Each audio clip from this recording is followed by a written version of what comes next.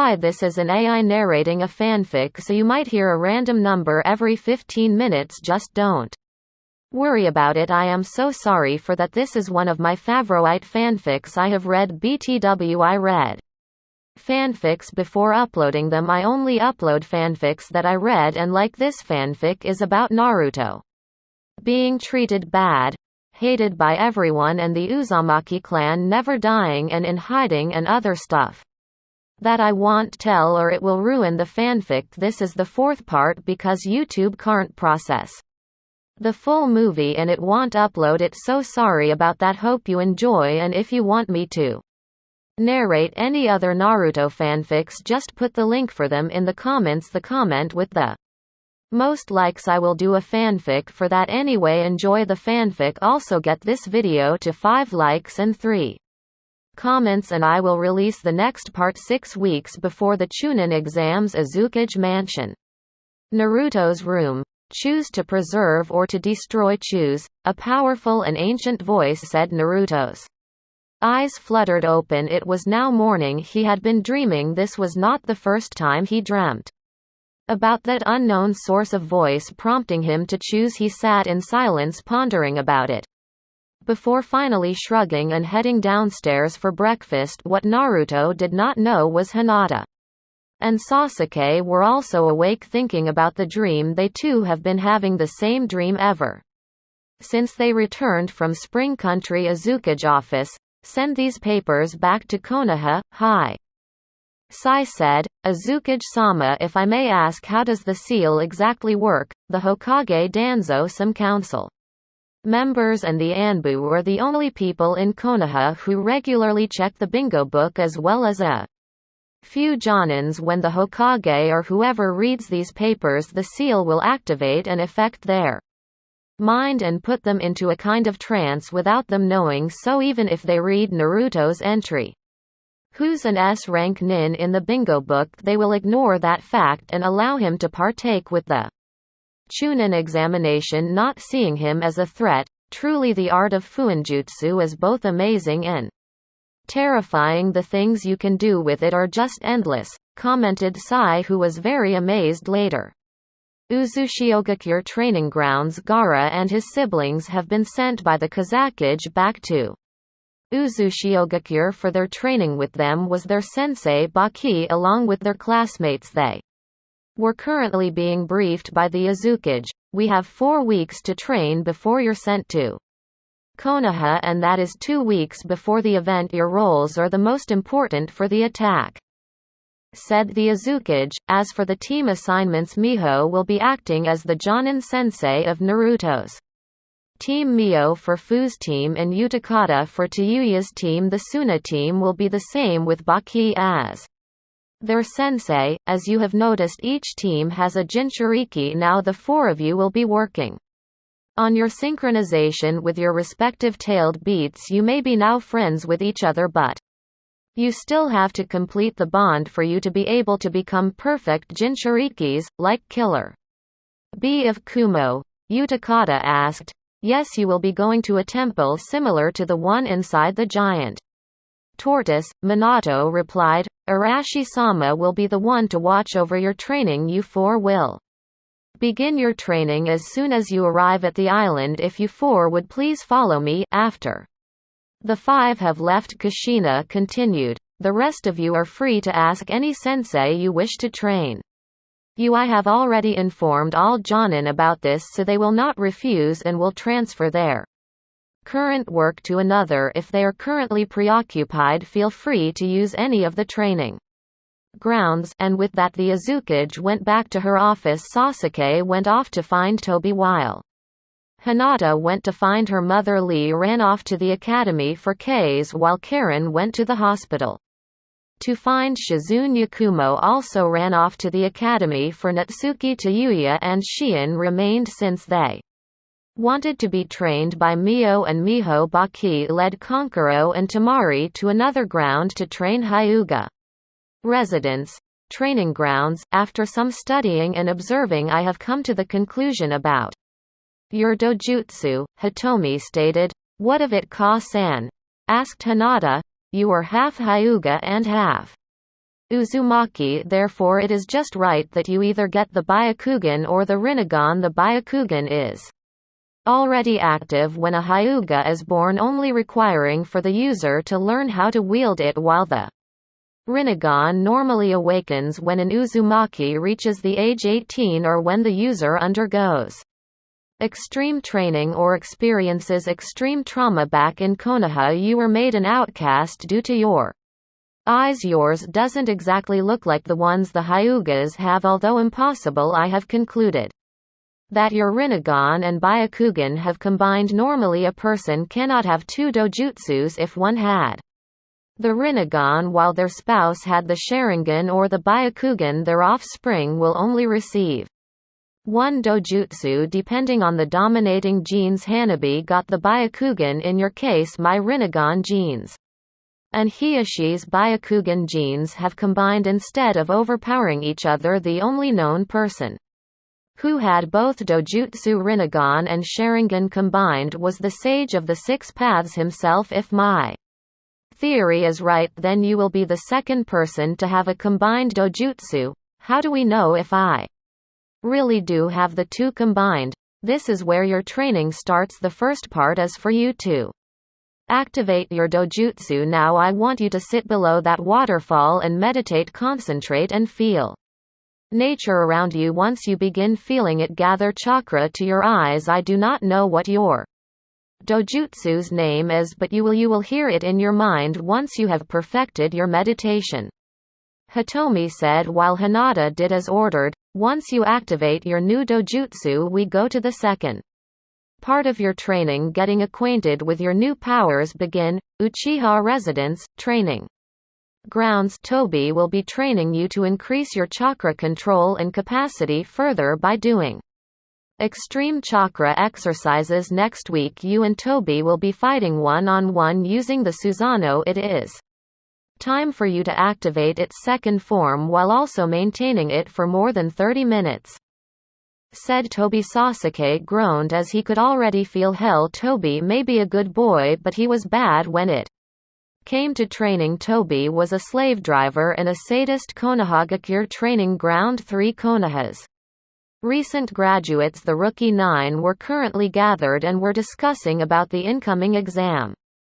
Combining our gathered information, we know that the exam will be divided into 3 parts, Neji said as he began writing on the sand. The first part will be a written examination with 9 questions. Its main purpose is for us to cheat and not to get caught. The 10th question is simple. We will be asked to give up since the next round will be difficult, Sasama said. Obviously it is a trap. We'll just have to remain silent and continue to the next round. Sakura finished. Now we need to plan about how we're going to cheat while also communicate with the others in order to share information. We will be arranged in a sitting position where there will be chunins near us, said Shino. As the Rookie 9 were too busy planning, they did not notice 3 other people watching them at a distance listening to their conversation. They have a nice plan, Asuma commented. However, their plan won't work. The Chunin exams will be different compared to the ones before, Kakashi drawled as he kept his eyes on his orange book. Still, they are showing their youthfulness by working as a big team, said Guy. You say something, Guy. Damn you, Kakashi, and your hip attitude. Shut up, they're going to hear us, Asuma reprimanded them. Just then an Anbu appeared behind them. Kakashi-san, Guy-san, Asuma-san, Hokage-sama wishes to speak with you. Hokage office, thank you for coming in short notice. The Hokage began. As I'm sure you're aware by now, the Chunin examinations will be different compared to the ones before, since Kumo and Iwa along with new other villages are participating. The council have decided to make it different. We can't appear to look weak in. Therefore we must prepare a harder exam, and since our Chunin exams procedures are now common knowledge, I'm sure the audience will bore themselves to death if we kept it like that. Everyone chuckled as they realized it was true. More importantly, the exams will be broadcast live worldwide. Sarutobi said as he puffed smoke from his pipe. What? Kakashi exclaimed, stopping reading and putting his porn book in his pocket.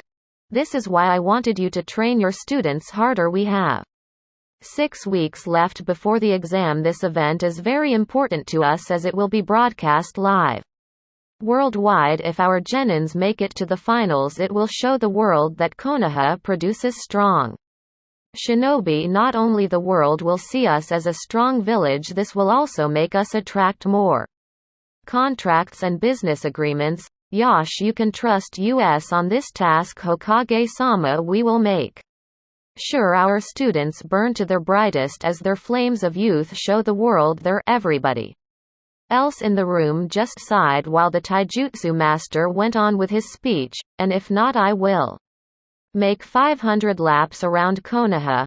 Guy finished striking a pose. Very well, the Hokage said.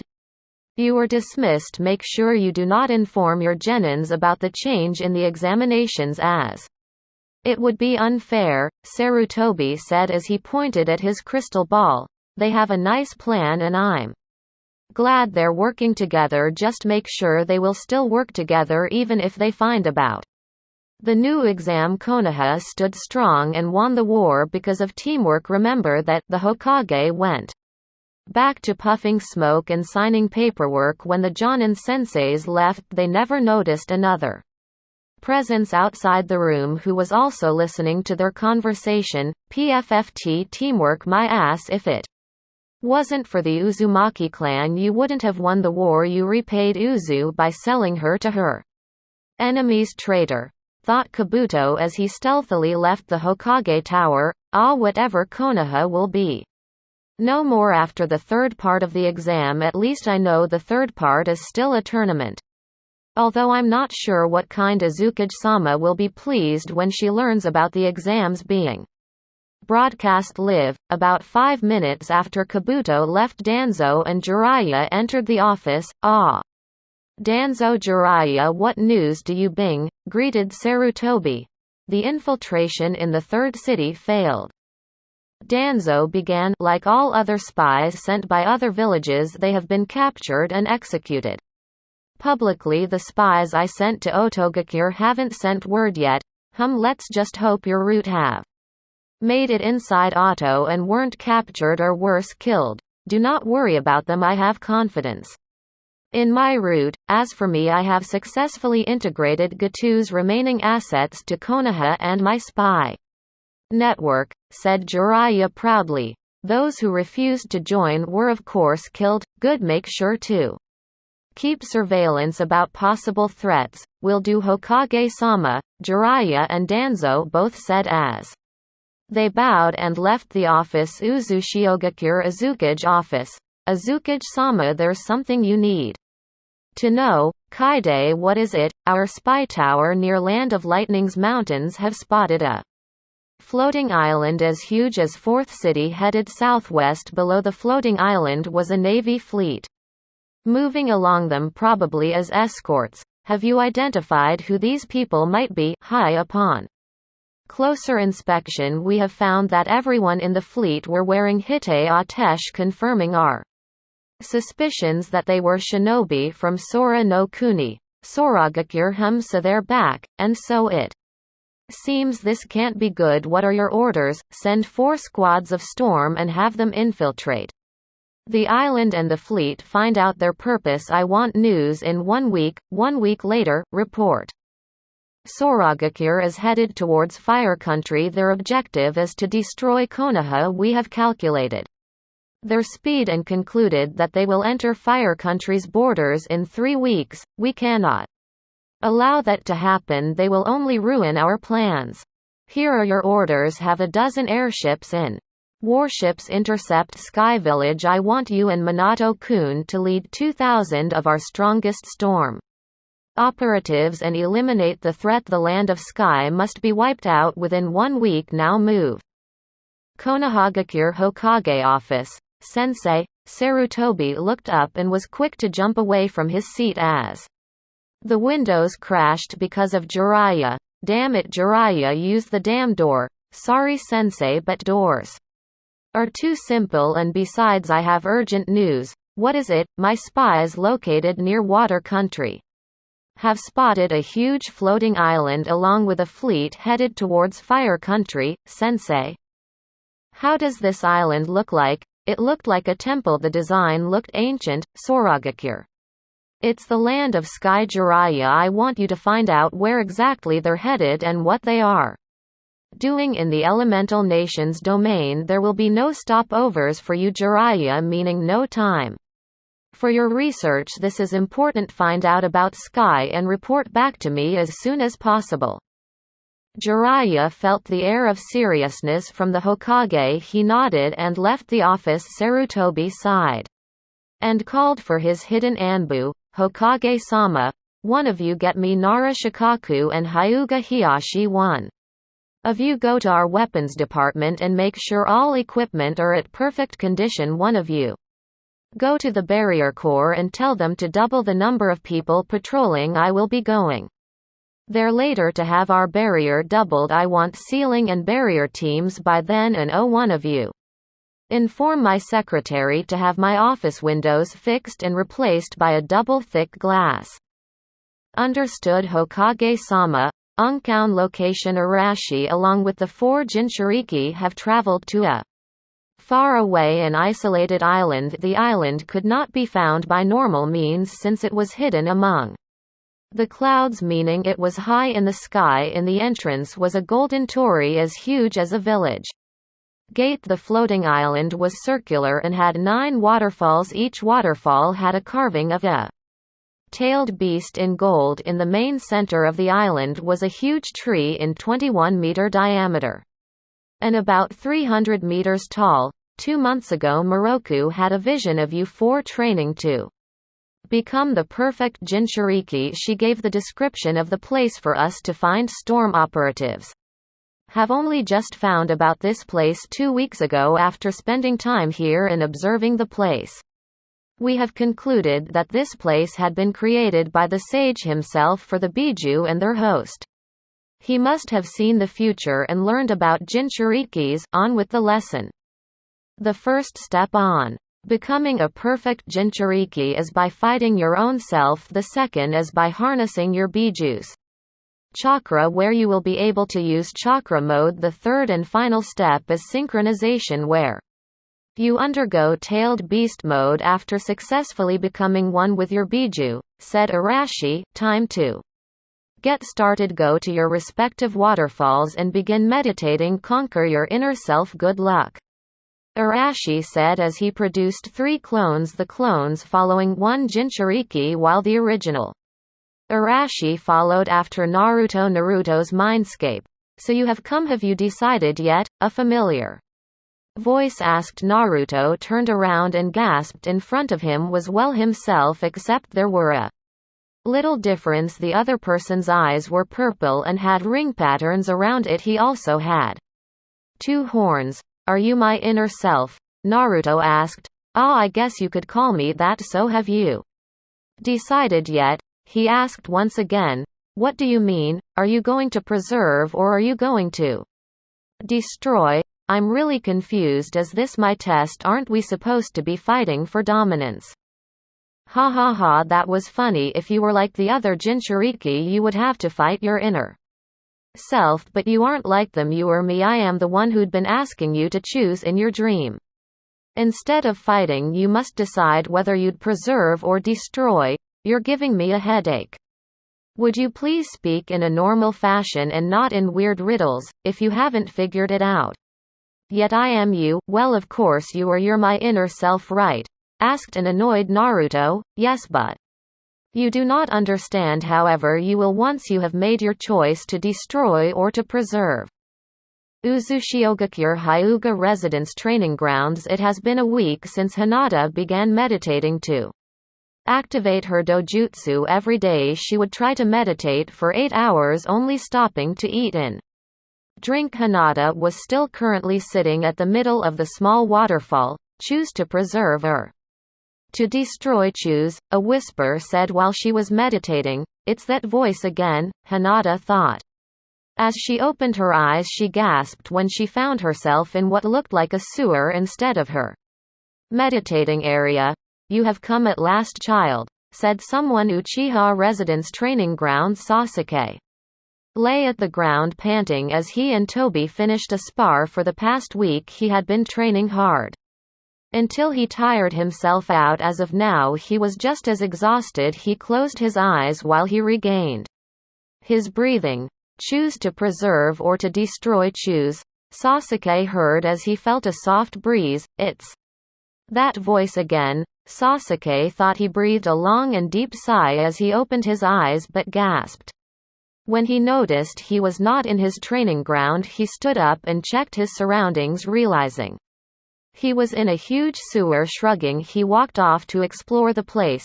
This way, my child, the others are waiting, a voice said. It was the same voice as the one he had been hearing in his dreams. Naruto's mindscape. What patience, my dear boy, I will be explaining things soon as they arrive. They who? Naruto asked, confused. Just then he heard splashing of water indicating someone's approach. Naruto-kun, what's going on? Hinata asked, not noticing the other person with him. Naruto was surprised to find Hinata inside his mindscape, but before he could respond to her question, he heard more splashing of water. He and Hinata turned to find Sasuke approaching. Hey guys, you're here as well. What's going on? Sasuke asked. Naruto simply shrugged as he pointed towards his look-alike. Now that the three of you are here, I will be explaining things, but before that let's have our seats, shall we? He asked as he waved his hands and 4 couches appeared. He took a seat while the other 3 nervously followed him. Now for starters, I'm going to introduce myself. My name is Otsutsuki Hagoromo, or as many knew me, I am the Sage of the 6 Paths, founder of Ninshu. The sage held out a hand as the 3 were about to speak. No interruptions now, as you 3 have grown in Uzushio. I'm sure you are now familiar with the task I assigned to the Otsutsuki, now Uzumaki clan. And that is by maintaining balance. I, the sage, am not necessarily good. I am also evil in some way. You may call it in passing judgment. I and my descendants must choose whether to destroy something that causes imbalance to the world or to give them a second chance. Balance is not always achieved through peaceful ways. It can be also achieved through death and destruction. I have been asking you 3 to choose. Ever since you freed Snow Country, you 3 will play a very important role to the world's future, as it is your destiny. You will forge your own path should you choose to preserve or to destroy Konoha and the other 3 villages who desired to destroy our clan before. I will be only guiding you once you have made your decision whether you choose to preserve or to destroy. I will be helping you in the future. I'm sure you 3 might be wondering why I chose you. That will be answered once you have passed your judgment. You may now speak. Surprisingly, it was Sasuke who spoke first. I came from Konoha and I'm going to judge them, starting with my family. When I was younger, I never understood why the whole village hated Naruto. My family, who's supposed to be the police task force and protecting the people, were included to the mobs formed to attack one single child. I have also noticed that everyone was cold. Those who were showing kindness were being treated harshly, turning them into angry and heartless people. I have already imagined what would happen when I returned to Konoha for the exams, when I would see my old family and I can no longer call them my family, as I have decided that I am now a part of the Uzumaki clan, not the Uchiha. I am only starting to understand what you were talking about, but now I am sure in my answer. I will be choosing the path of destruction. I will become a part of Konoha's destruction. The sage nodded, satisfied with his answer. It was Hinata who spoke next. I too also came from Konoha. I was from a clan where the same family members are being enslaved, and that was the one thing I hated the most about the Hyuga. During the time I was still heiress, it was my dream to abolish the caged bird seal and merge both houses into one. When my title of heiress was put at stake, I had to fight for my clan. Sadly, I Lost. The worst part was the same people whom I aimed to save were the ones to drag me down. My decision stands with the beliefs of the Uzumaki clan. I will be passing judgment by choosing to destroy. Hagoromo nodded approvingly. Now they were looking at Naruto, waiting for his judgment. The world has been imbalanced indeed since the beginning of the Great Shinobi Wars. Konoha, Kumo, Kiri and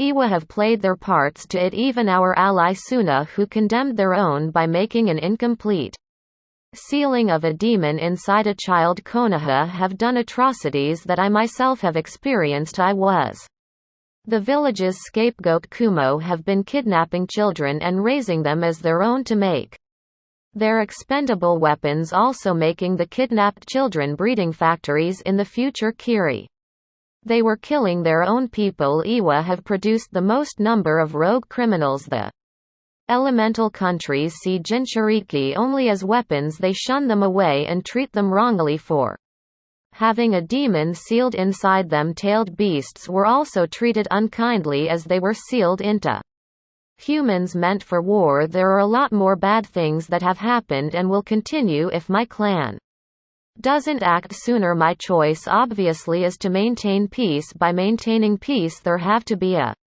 sacrifice. Peace can be also attained even if it means by destroying. Very well, you three have chosen to gain peace by forging the path of destruction. As I've said, whether you choose to preserve or to destroy, I will be guiding you. Hinata, you have been meditating for a week trying to unlock your eyes. I'm very impressed. You and your mother figured it out. You will receive your inheritance once you turn 18. For now I will be upgrading your eyes to the Tenseigan. You will understand what it is once you unlock it. You Sasuke have been also training your Mangekyo Sharingan in order to help you with Konoha's destruction. I will be giving you the eternal Mangekyo Sharingan to keep you from going blind and to also use your eye to its full potential. You will be unlocking your gift once you turn 18 as well. Lastly, Naruto, your Rinnegan have been dormant even though you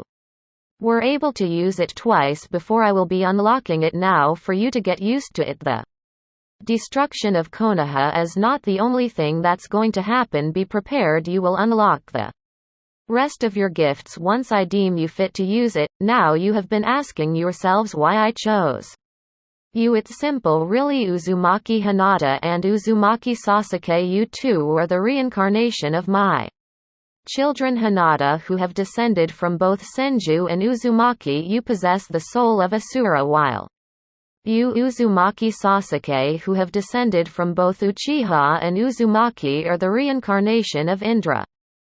The three children were silent as they stared at the sage. Hagoromo closed his eyes, and when he opened them they were now different from being purple. His eyes were now red. The ripple patterns were still there, but on it were 9 black tomos. Once again he spoke in a riddle-like and sagely manner.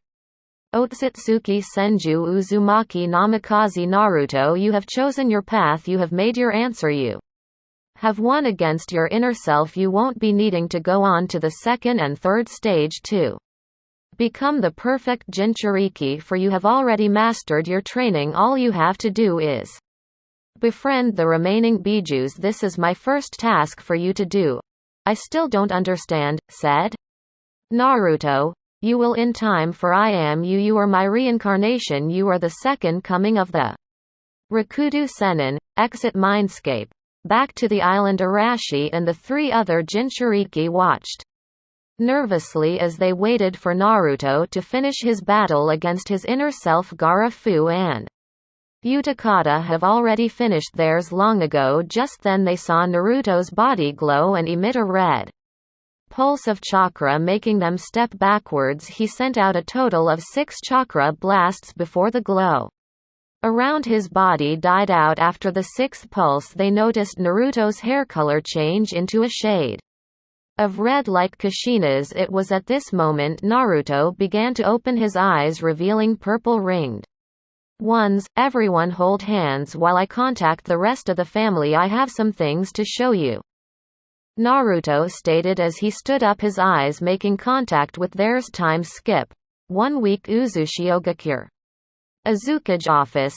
Mission success. Azukage-sama Sky Country and its people have been eliminated. The island had been destroyed into rubble while the fleet have been captured and is being brought to First City for further research. Konoha Gakure Hokage Office. What do you mean nothing, Hiruzen?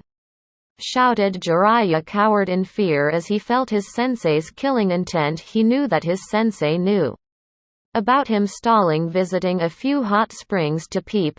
Sensei, I mean when I arrived at the place where the floating city was spotted I found nothing. There was also no fleet below. I investigated the path it took and there were traces of destroyed and fallen rubble. Obviously there had been a battle. That I strongly believe, but there were no corpses.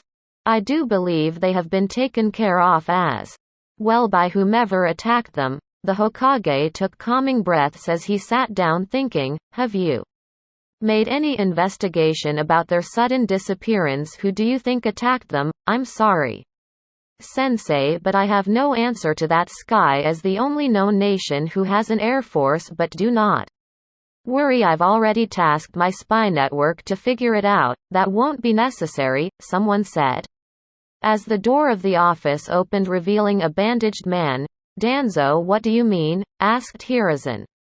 Have you seen the newest movie yet? I have no time to watch movies, I'm already busy because of the upcoming event. Then make time, watch this movie, it was recorded and really happened. I've already made an investigation about the movie producer and found out just now that it was indeed based on a real story, especially the battle.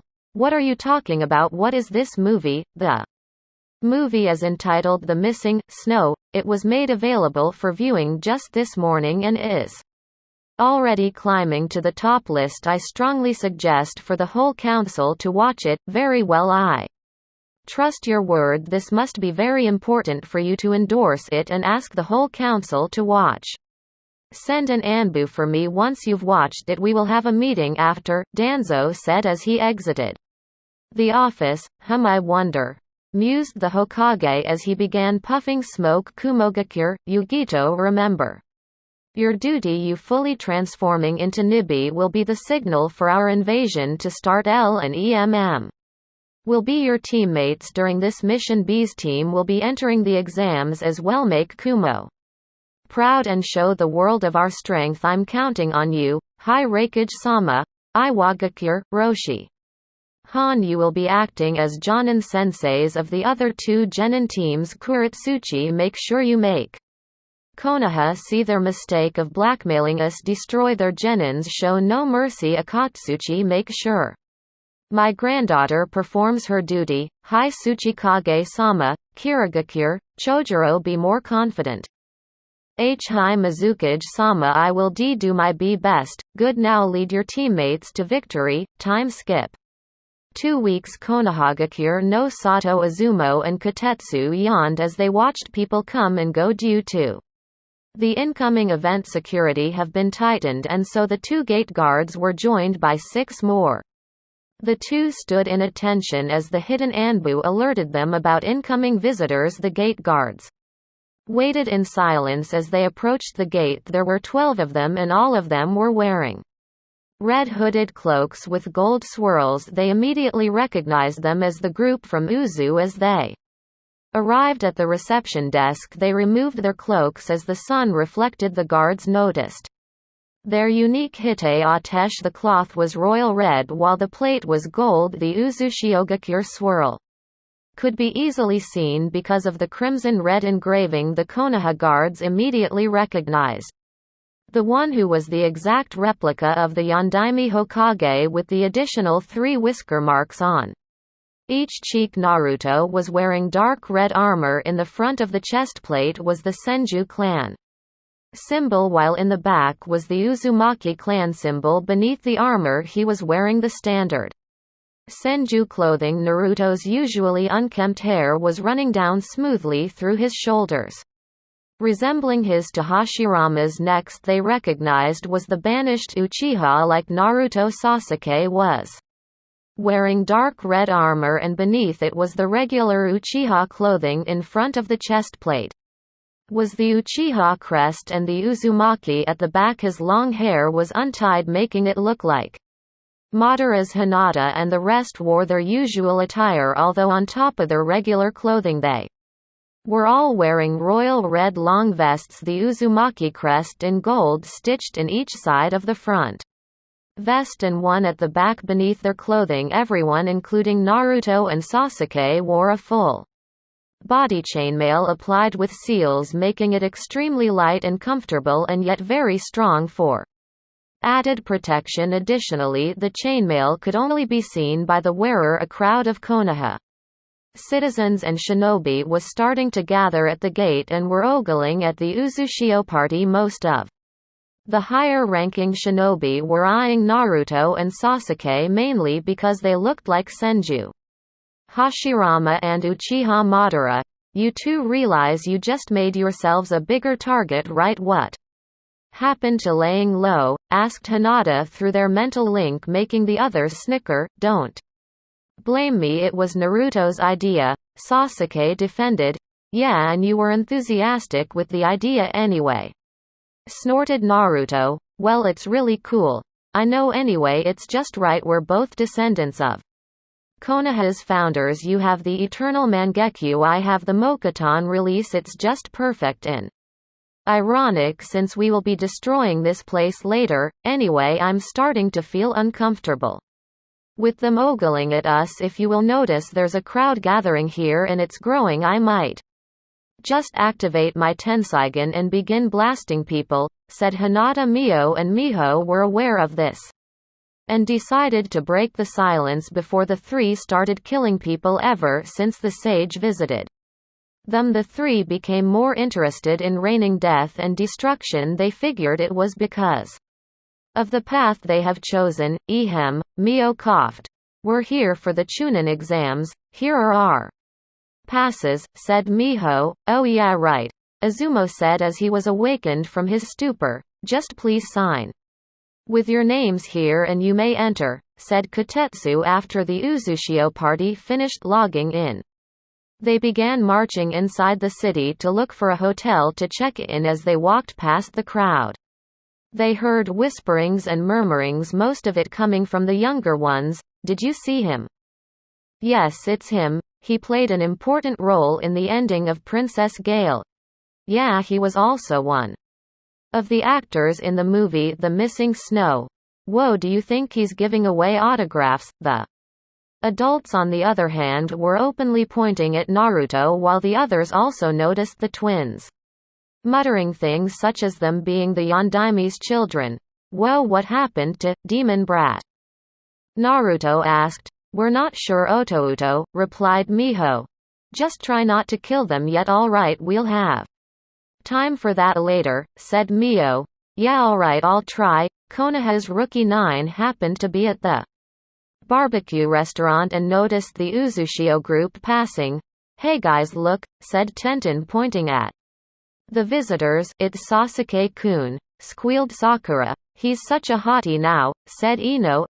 So that Naruto is also participating with the exams. I wonder how strong he is, mused Sasama. He's just an actor, Sasama-chan. I'm way stronger than him, boasted Kiba. Kiba, just because he's an actor it doesn't mean he's already weak. Remember Kakashi-sensei's words to look underneath the underneath. He could be very strong, said Shino. It is by fate for us to be fighting against each other in the battlefield. This time I will be sure to avenge my father, Neji said as he stared at Hinata's back.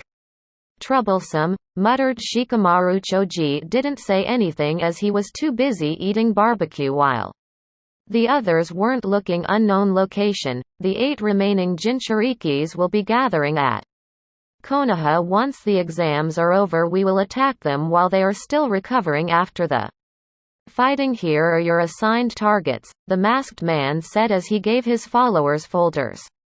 Understood, Madara-sama. Zetsu, how's our army? In 2 weeks they will be ready, Madara-sama. I'm already modifying their bodies to be able to fight and think strategies. Good. Soon the fourth Shinobi War will begin, 1 week later, 1 week before first part of the exam. Konoha Gakure no Sato. Hokage Office. Hokage-sama. All representatives from other countries who will be judging have just arrived and are now complete. They are now being escorted to their respective hotel rooms. A chunin said as he entered the office. With him were 3 more chunins. Good. Please deliver these papers to their rooms. 1 envelope for each judge, Hiruzen replied as he motioned at the 4 3-foot-tall stacks of envelopes. The envelopes contained the grading sheets which will be used by the panelists as they judge each candidate while watching the exams. These delegates came from various countries. Outside Fire Country, they will be the ones judging the chunin hopefuls for the first and second part of the exam. At the final part, they will be handing their reports over to their respective daimyos, as the daimyos will be the ones to judge during the finals. Since the event is being broadcast, it will be easier for everyone to see and judge the competitors' skills. Whether the examinees make it to the finals, which will be a tournament, doesn't actually matter, since they might still get promoted if they have showed the skills a chunin must have during the first and second part of the exam. Yakushi Residence Underground Location. The communication seals should last for a month. I'll renew it before the third part of the exam. Now raise your hands if you can hear me, Naruto said, talking the last part using the mental link. The teams from Uzushio Suna and Sound raised their hands as they heard Naruto's voice. Alright, try communicating with your teammates and the other teams, Naruto ordered. After some time they finally finished testing and were all good to go. While they were doing this, Naruto of course provided the clones and hanged them as the others while their teams met, as they cannot risk being caught missing. Alright, now that's taken care of. I would like to remind the students and their Junin senseis to remind their students about the exam. Since it will be broadcast, we cannot use jutsus our countries or clans consider unique and original, as there is the huge risk of other countries copying it, began Miho. Suna of course will mostly be using wind jutsus and puppetry as it is their expertise. I would like to remind them, and especially Gaara's team, to only use common wind jutsus, while the sound teams will be mainly using sound techniques which will be quite difficult to copy, although I would like to advise them to keep the process of casting them subtle. Those from Uzushio will have no problem since our jutsus are not meant for normal people, as our chakra reserves are high, said Mio. Furthermore, I'm sure you have all trained to perform jutsus with reduced seals, one-handed seals or seal-less seals, while at Uzu being able to having this skill is critical in order to prevent jutsu theft. Other than that, there will be no problems if you're using your Kekkei Genkei, as it is not possible to copy. Finished. Utakata, are we all clear? Hi, replied all. Good, I will be transporting you back to your respective hotel rooms and dispel your clones, said Naruto as he produced Uzumaki clones. As the teams left, the Azukage's children remained behind. Kabuto ni Nono-chan. Orders from the Azukage. Yeah, we need the new schedule for the guard shifts and patrols. They changed it today. Correct. The base seals needs to be written around the village and on the walls within this week. Can I have it before midnight? Alright, we'll work on it. We'll see you later. Time skip. 1 week Chunin exams. Opening commentators box. Greetings to everyone participating and watching the exams here or via streaming. I am Kamizuki Izumo, and I am Hagane Katetsu, and we are the immortal Chunins and will be the hosts for this year's Chunin exams and first ever live telecast. And since this is the first ever live telecast Chunin exams, almost every ninja village have sent teams to represent their home. You're right, partner. This year there are a total number of 96 teams who are participating. Wow, that's 288 genin hopefuls. Let us now see what's going on in the stadium as Morino Ibiki gives his introductions before the event starts. Stadium. Right, as everyone know, or if you're not yet aware, the Chunin exams was made after the war. The Chunin exams is not just an event where genin participate in order to achieve the rank of Chunin. This exam is also an alternative for war. While we consider this a tournament, this is an alternative for war, and so that means you brats can go murder each other to your heart's content without hurting the other village's feelings. Ibiki finished as he started laughing evilly. Great. You all hear me? That's enough introductions. Time for the first part of the exam, as he said it. A war horn blasted a deep and long sound signaling the start of the event. You, Ibiki shouted, pointing at the genin teams. I am your cage and our country is now at war. The enemy has vital information and weapon that can be used against us. Your primary task is to infiltrate the enemy camp. Identify the item and bring it back to our base. Your secondary task is to gather information about everything in their base. Intelligence reports that we have 5 days before enemy reinforcements arrive and finally launch an attack. Failure to complete the mission puts our side at risk, giving us a high chance of getting slaughtered. Ibiki indicated to a glass bowl that contained scrolls. The scrolls contained the mission details and a random item that the team shall retrieve. Ibiki then shunshined away from the stadium and went to the spectators' seats. The teams took this as a cue, and so a representative for each team picked a scroll. Teams POV, so this exam's a war simulation. Interesting, Naruto thought as he picked a scroll. He returned to his team and together they read the scroll's contents. Objective from the stadium: head to the Hokage mountain where the enemy camp is located. Once you have the item and the intel, head towards the Forest of Death and find a safe spot that will serve as your camp. Once there, the retrieved item will turn into a scroll that contains information about the second part of the exam. Time limit 5 days. Quest item random for each team. 3-pronged kunai. Naruto nodded to his teammates and began heading towards the Hokage mountain, the other teams doing the same. Soon as they finished reading their scroll, judges POV. Each judge was given papers so they could grade the participants. The papers also contained more information about the exam. The judges began reviewing the grading sheets as the exam participants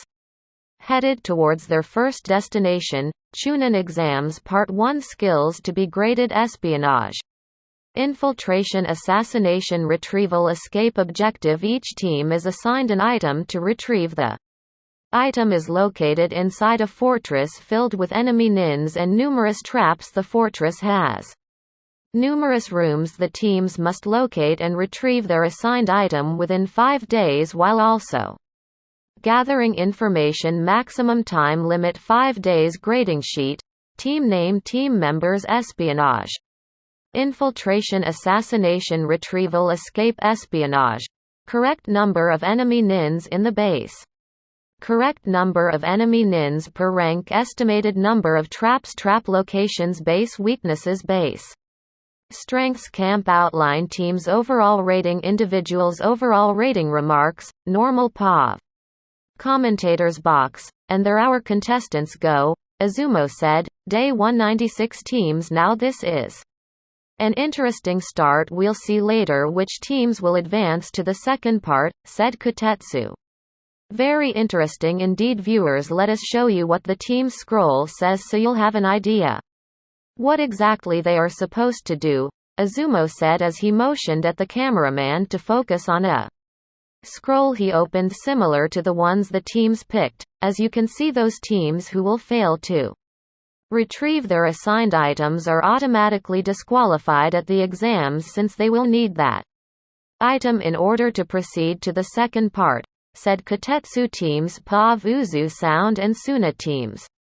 Alright, did everyone understand the unspoken objective? There was a double meaning, said Naruto through the mental link as he and his team ran towards the Hokage mountain. Which one, senpai? Asked Zaku intelligence gathering. The obvious one was gathering intel from the base at the mountain. The unspoken and hidden objective was to gather intel from the other teams. This is only the first part of the exam. On the second or third part, teams will have to face one another in order to advance.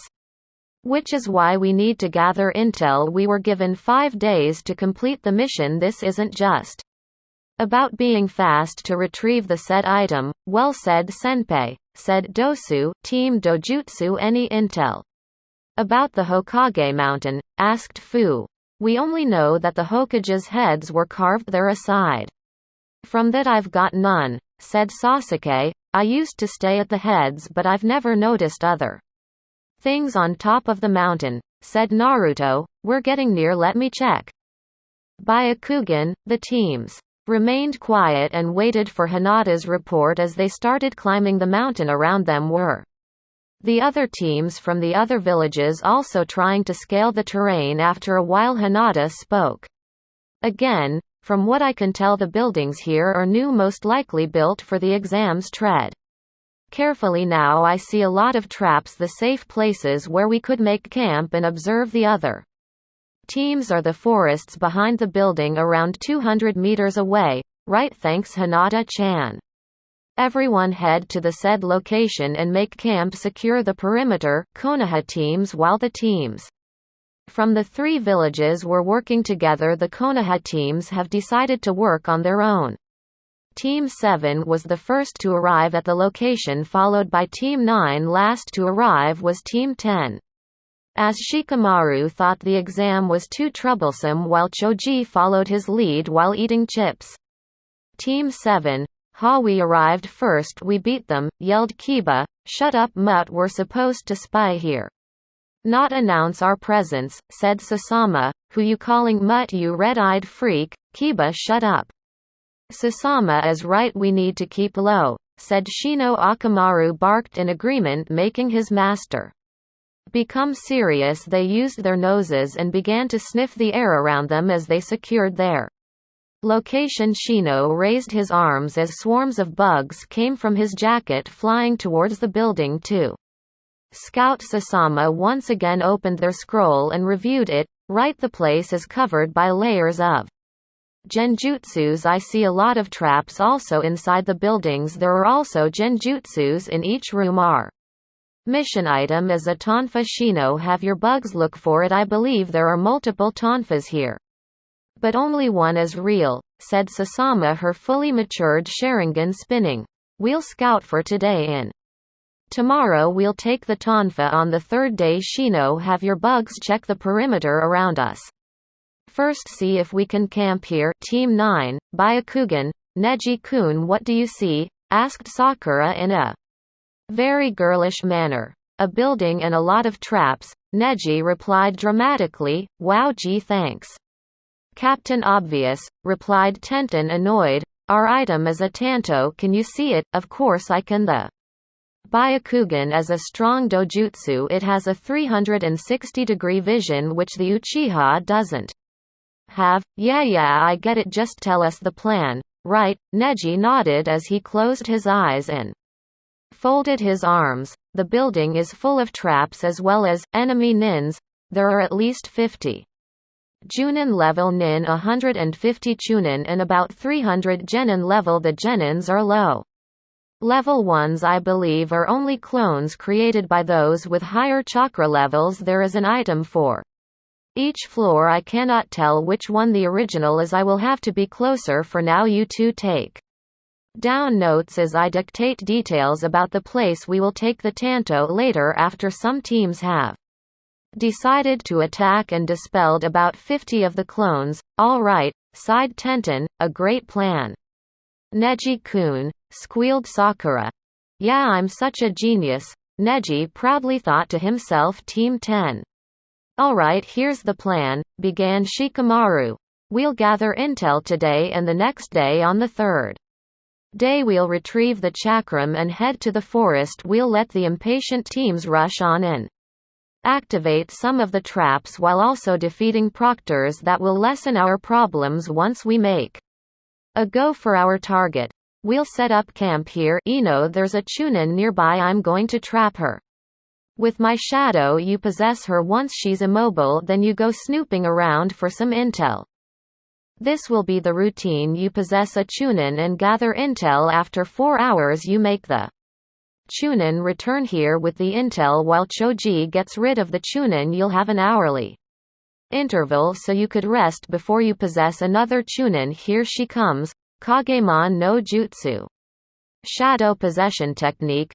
Shintenshin no Jutsu mind transfer technique. Team 8 Sai along with Fu and Torun have already acquired their target item, which was a sealing brush, being one of the elite root. Anbu has its perks, the 3 discreetly created clones, and had them act like they weren't done with the mission yet. The real them went to a place where cameras had a blind spot and sent intel to Naruto's team Uzu and Co. Pav. We have a problem. I sense a total of 469 chakra signatures, while about 200 are clones. What if there were more? Earlier were supposed to add even the number of clones, said Karen. Don't worry Karen-chan, we got that covered.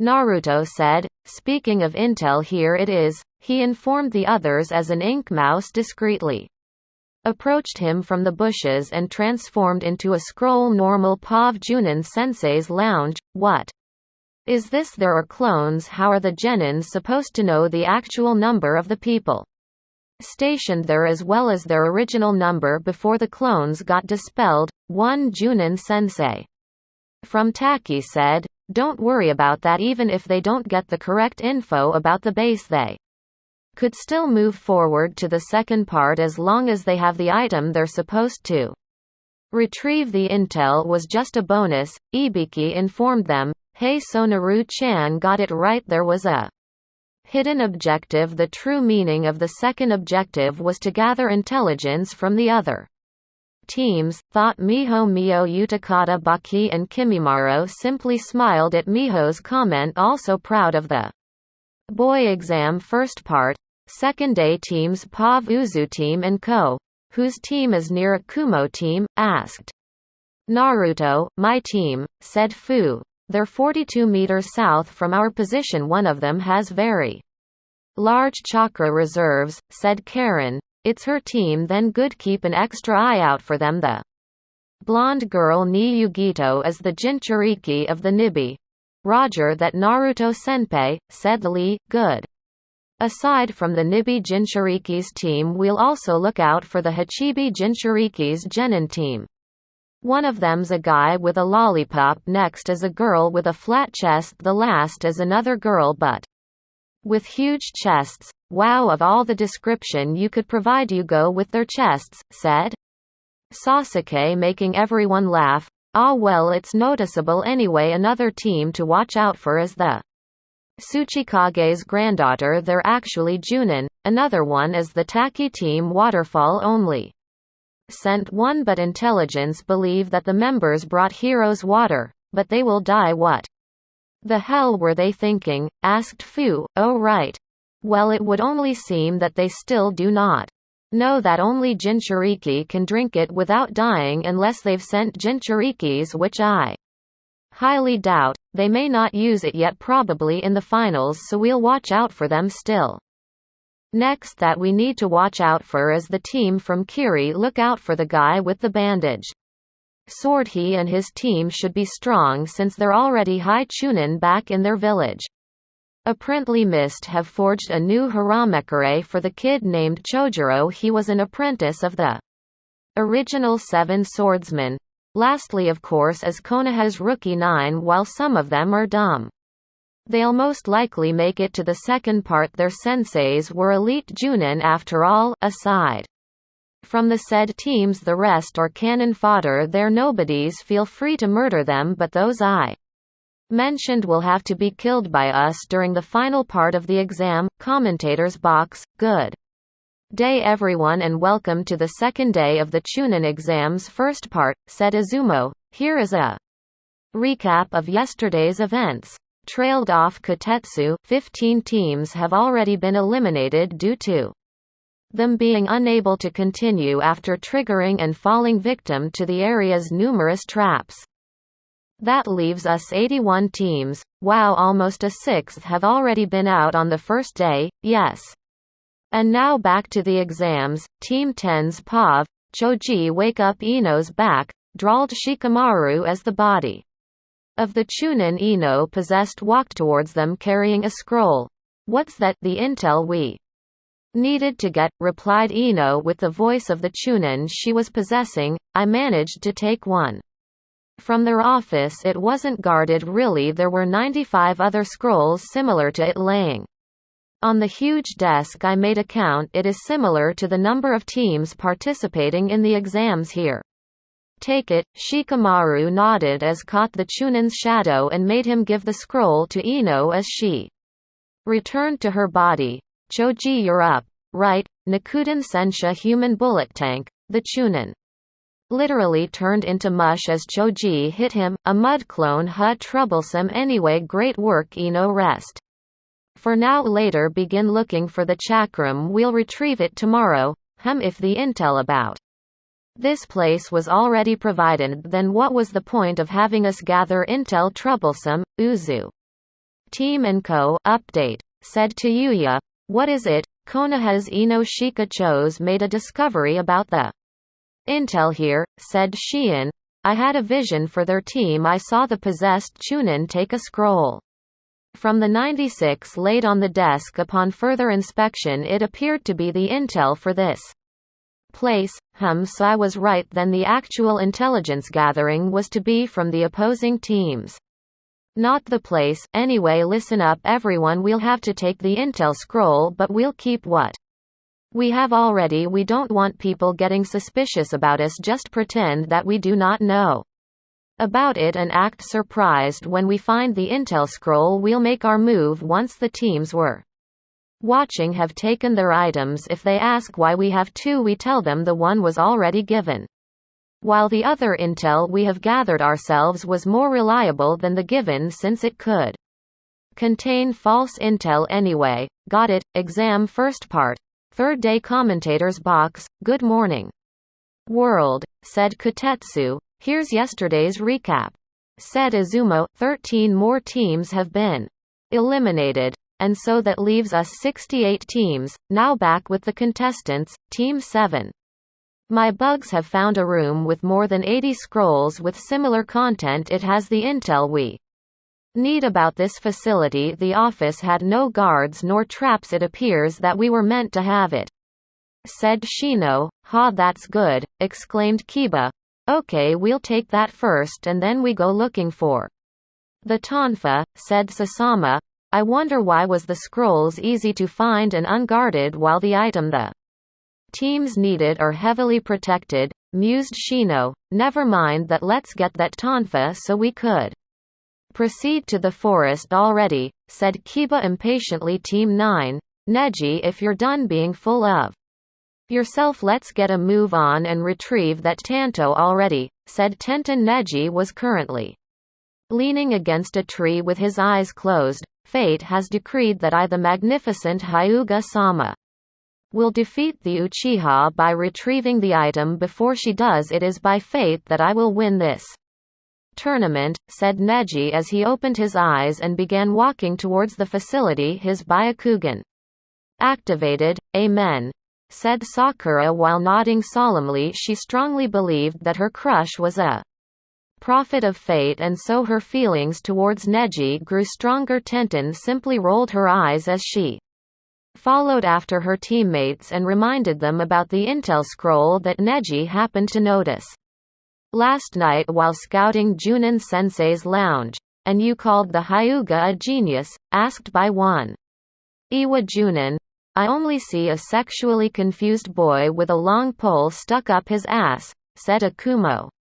Junin, my student has yet to show his youthfulness. Don't worry, exclaimed Guy as he gave the two senseis the thumbs up with his teeth flashing. Team Uzu and Co. Konoha's Team 7 is on the move, said Gaara. Team 9 is also on the move, said Dosu. Team 10 as well, said to Yuya. Yugito's team is also on the move, said Fu. Kuretsuchi's team as well, said Naruto. Let us not forget the team whose one member's gifted with huge breasts, as Naruto said. Fuck off Sasuke. Taki's team is also moving, Sakin and Yukon said. The Kiri team appears to be nervous, I can sense it from their chakra flow, Karen said.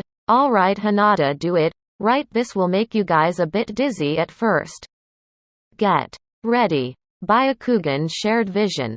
Thanks to her Tenseigan, Hinata can now share what she sees with her Byakugan to others. The seal that made them talk to each other made the connection easier and more stable, as normally Hinata would need to have physical contact first to the person she'll be sharing vision with. The technique had two abilities. The first one allows the user to share what she sees, while the second ability grants other people to use the Byakugan. Fu, your turn, release your bugs. Got it, let's go Chome. Millions of tiny bugs flew towards the building and entered the bugs had the ability to share everything they hear. Simply put, it worked like a wireless radio with Fu being the main satellite. The technique will then allow their teams to hear everything inside the facility. It was a good combination with the Byakugan's shared vision. Team 7 came out of their hiding spot and approached the nearest entrance. The building had multiple openings, so teams wouldn't cram themselves on a single door. As they got inside, they immediately found themselves surrounded by two Chunin squads. Sasama immediately started with the hand seals for a jutsu, Kaiten Gokakyu no Jutsu fire style great fireball technique. The Chunins jumped away, but the two in the middle got caught by the great fireball. The 6 remaining Chunins created distance as they began throwing kunai at the genin. Shino raised his arms as his swarm got in front and protected them from harm. The Chunins then changed tactics and began throwing kunai, this time with explosive tags. Shino dispersed his swarm and let Sasama in front to destroy the incoming projectiles. Fire-style Phoenix Flower Jutsu. The small fireballs met the projectiles in midway and caused them to detonate. Smoke filled the area for a few moments, giving Kiba and Akamaru the chance to strike while the Chunins were blinded. Gatsuga Fang passing Fang. 4 of them got hit by the cyclones while the remaining 2 were finished off by Sasama and Shino. Their way now cleared, they ran the hallways and noticed the doors for each room were labeled with the item they needed to acquire. They stopped when they saw the door labeled Tonfa. Sasama nodded to Shino as he ordered his bugs to open the door. They cleared out of the way as the bugs opened it. A volley of kunai immediately shot off from the room and pinned the opposite wall. Shino had his bugs look for more traps. Finding none, the team went inside. In there was the Tonfa on top of a pedestal. There's a genjutsu here, be alert, said Sasama. Kai Sharingan activated. The genjutsu was released, revealing an empty pedestal. Let's go check the other floors, said Sasama as she and her team walked out of the room. They were on the ground floor. The building had 13 floors in total. Shino called Sasama as they were halfway to the second floor. The Aburame understood and had his bugs look for the room with the Tonfa while also watching out for more Proctor Nins defending the base. Team 7 waited at the stairs while Shino made a quick sweep of the floor. After a while the swarm returned. There are about 30 Chunins in this room but are currently occupied fighting the other teams near the Tonfa room. There are 2 Chunins on the alert. All right, since you're the stealthy one in the team, assassinate them. Shino simply nodded as he sent out 2 bugs. The bugs entered the 2 Chunins' ear and went to their brains. After a few minutes the guards dropped to the ground dead. With them dead, the genins quickly rushed to the door labeled Tonfa, like what they did on the first floor. Shino had his bugs open the door while they cleared out of the way. This time, however, instead of a kunai shooting off, a mechanism activated, causing the wall opposite the door collapsing towards the genin. The genin had no choice but to enter. the room to keep themselves from getting flattened. The door of the room automatically closed in. Then there was a low rumbling sound. With her Sharingan activated, Sasama quickly realized that the room was shrinking. Shit, Kiba, you're on. Right, let's go. Akamaru, Gatsuga, the partners spun in.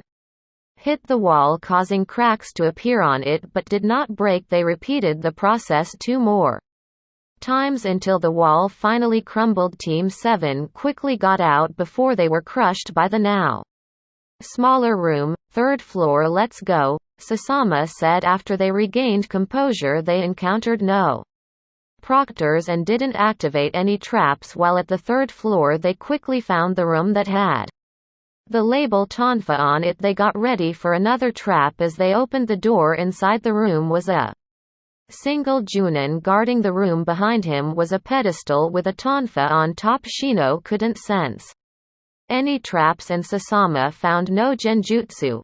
I'll deal with him, Sasama said as her eyes morphed into a 4-pointed star, Tsukuyomi. 2 seconds later the Junin dropped to ground. Drooling moments later, its body turned into a puddle of water. Go retrieve the Tonfa, said Sasama as she dropped on one knee. Sasama, you alright? You went overkill with that water clone, asked Shino. Yeah, don't worry about me, I'm not yet used with this technique as this is my first time using it, but I'll be fine. After some rest, I'll have my rest once we reach the forest, she said as she wiped her bleeding eyes. Wow, I didn't know the Sharingan had another level after the 3 tomos, said Kiba as he gave the Tonfa to Shino for safekeeping. Did you say something, Kiba? Junin Sensei's lounge, damn you, Kakashi, and your hip attitude, screamed Guy. Uchiha compound, theater room, Fugaku-kun. Why wasn't I told about this? How come Sasama-chan has the Mangekyu? Asked Makoto. I would like to know as well, said Itachi. Shisui, who was seating near them, listened. To be honest, Jiraiya, Sasama and I only found out about it a day before the exam started Fugaku. I had Jiraiya make her befriend someone during their 3-month training. After that, Jiraiya orchestrated a situation to where Sasama had to kill that friend. However, we were disappointed when she didn't awaken the Mangekyu. 2 nights before the exam started, I found Sasama butchering a training dummy. When I asked what got her so riled up, she told me it was because of that failure Sasuke joining the exams. She told me that she wanted to destroy him with many people watching. It was at that moment I noticed her Sharingan looking different. It would seem that her Mangekyu's awakening had been delayed, but that is no longer a problem. As for her knowing the Tsukuyomi, remember that every Uchiha who have awakened their Mangekyu automatically knows about the techniques. They hear a whisper of the name while they subconsciously understand how it works and use it. Uzu team and co. Interesting. So she has the Mangekyu. It appears that she's only awakened it recently, said Sasuke. Team 9 encountered the same traps as Team 7 on the 1st and 2nd floors. On the 3rd floor they had to escape another fake room with a wasp hive. Tenten had to quickly summon a scroll full of senbons in order to repel the incoming swarm. Sakura helped by throwing explosive tags at the swarm, and finally Neji put down the remaining ones by tapping them with chakra-imbued fingers. As they reached the 4th floor, they were immediately engaged into battle by 6 high genin proctors. Tenten let out a widespread barrage of kunai senbon and other pointy objects, completely pelting 2 of the opponents and dispelling them. Sakura took care of the other 2 by bonking them on the head. It was a special taijutsu move of hers. It looked like a simple smack on the head, but in fact it was actually deadly. She had years of practice by hitting her classmates at the academy. She was a violent fangirl. Her bullying punches became dangerous when she started training under Maida. Guy Neji easily danced around the remaining 2, closing off their tenketsu points and then finally giving them a tap in the Nape making them drop dead. Team 9 proceeded searching the hallways until they found the room. Labeled Tanto, when they opened it they were greeted by 3 purple constrictors. Neji and Tenten were able to fend off and eventually defeat theirs, dispelling into puffs of smoke. They were obviously summons. Their final member was unfortunate as she was too shocked. The boa was already wrapping her body and will soon begin constricting her. Dango shop. In a dango shop, a certain recently promoted Tokubetsu Junin was cackling with glee as she watched the pink-haired genin get eaten by her summon. Her Junin peers, who were also watching at the dango shop, simply shook their heads in pity of Sakura. All Junins with summoning contracts have been asked to help provide them for the tower's 4th floor. Team 9 simply had the luck of having to face Mitarashi Enko's snake summons.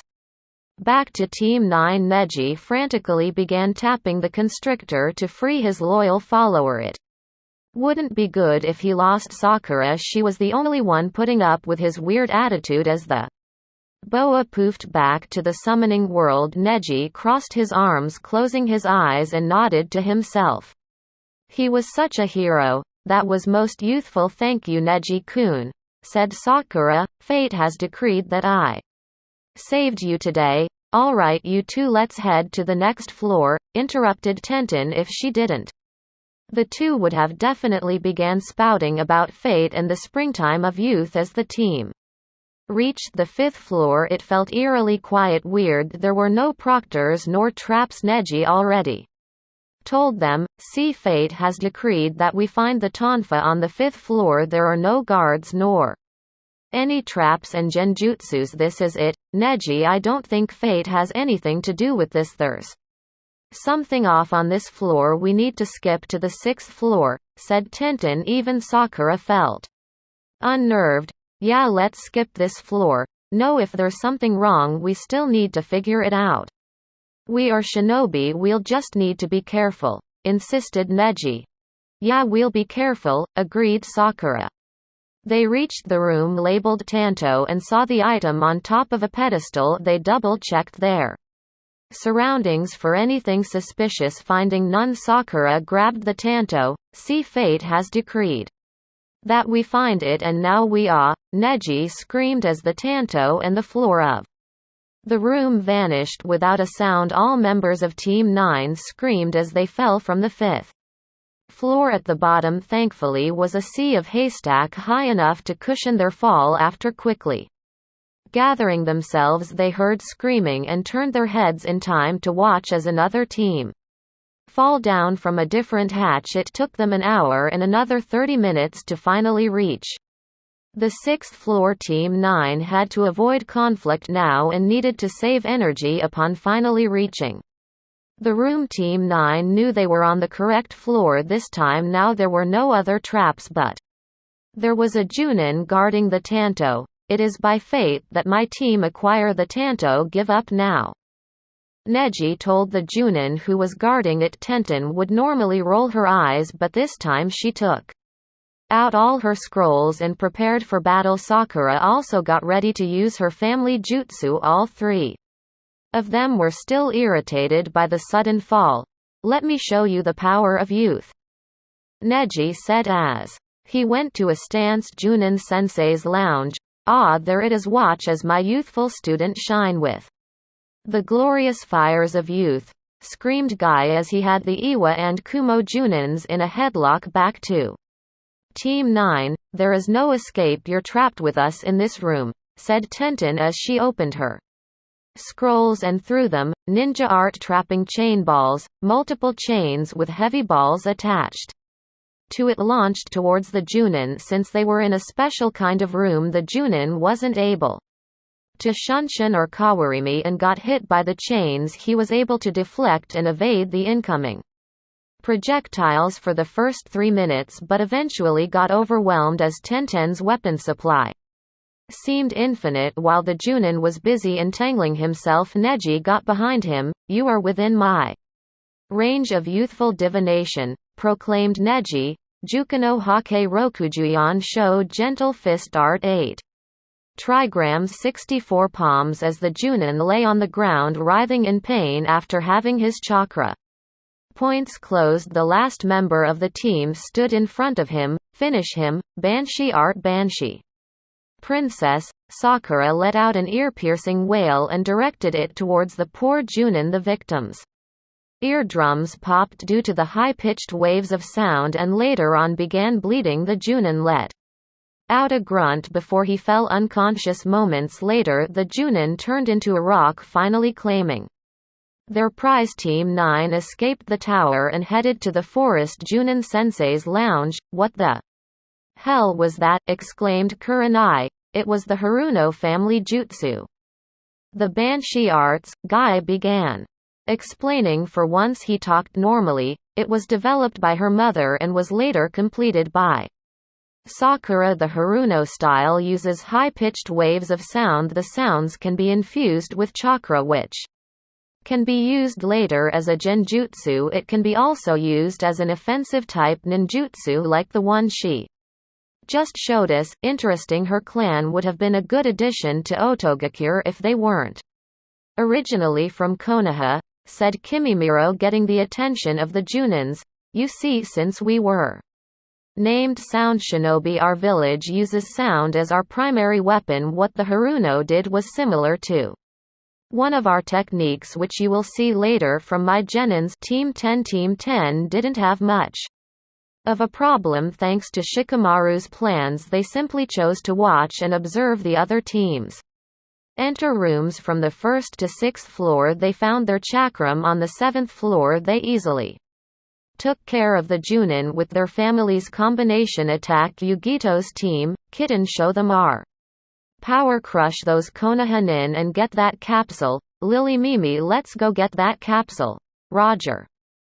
Kaiten Nozumi Kidama, fire style mouse hairball, lightning style chain lightning, lightning style lightning flash. 9 Chunin clones dropped to the ground as they were hit by the attack. The Nibi Jinchuriki had her claws out and was literally tearing through the enemy lines as they charged towards the room where the capsule they were needed to take was located. Lily Mimi, you take the capsule and watch out for more traps. I'll handle the Junin guarding it, said Yugito. Team Samui.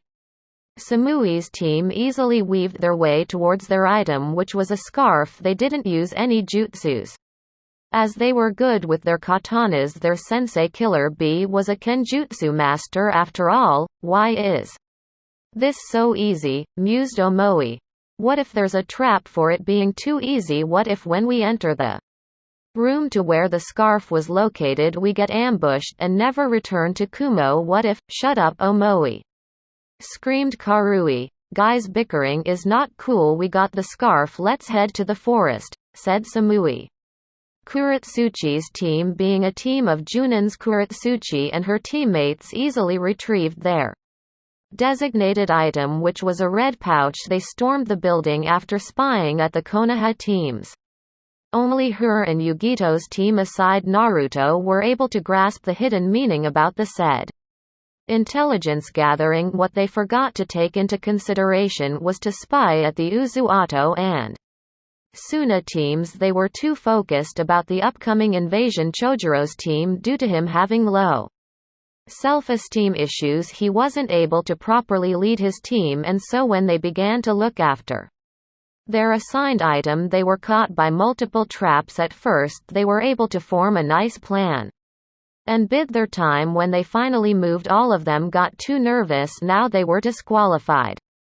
Uzu team and co. Alright everyone, our watch has ended. Let's go get our assigned items and head towards the forest. We'll evaluate them later once we make camp for the exam's second part, said Naruto. The Uzuato and Suna teams simultaneously came out of their hiding places and infiltrated the facility looking for their assigned item while silently assassinating people, be it proctors or other teams. Normal POV. The first part of the exam went on smoothly without problems. On the third day 7 teams have been disqualified, 5 more at the fourth and 3 at the last. There were now 53 teams left. Uzushiogakure main city Azukage office.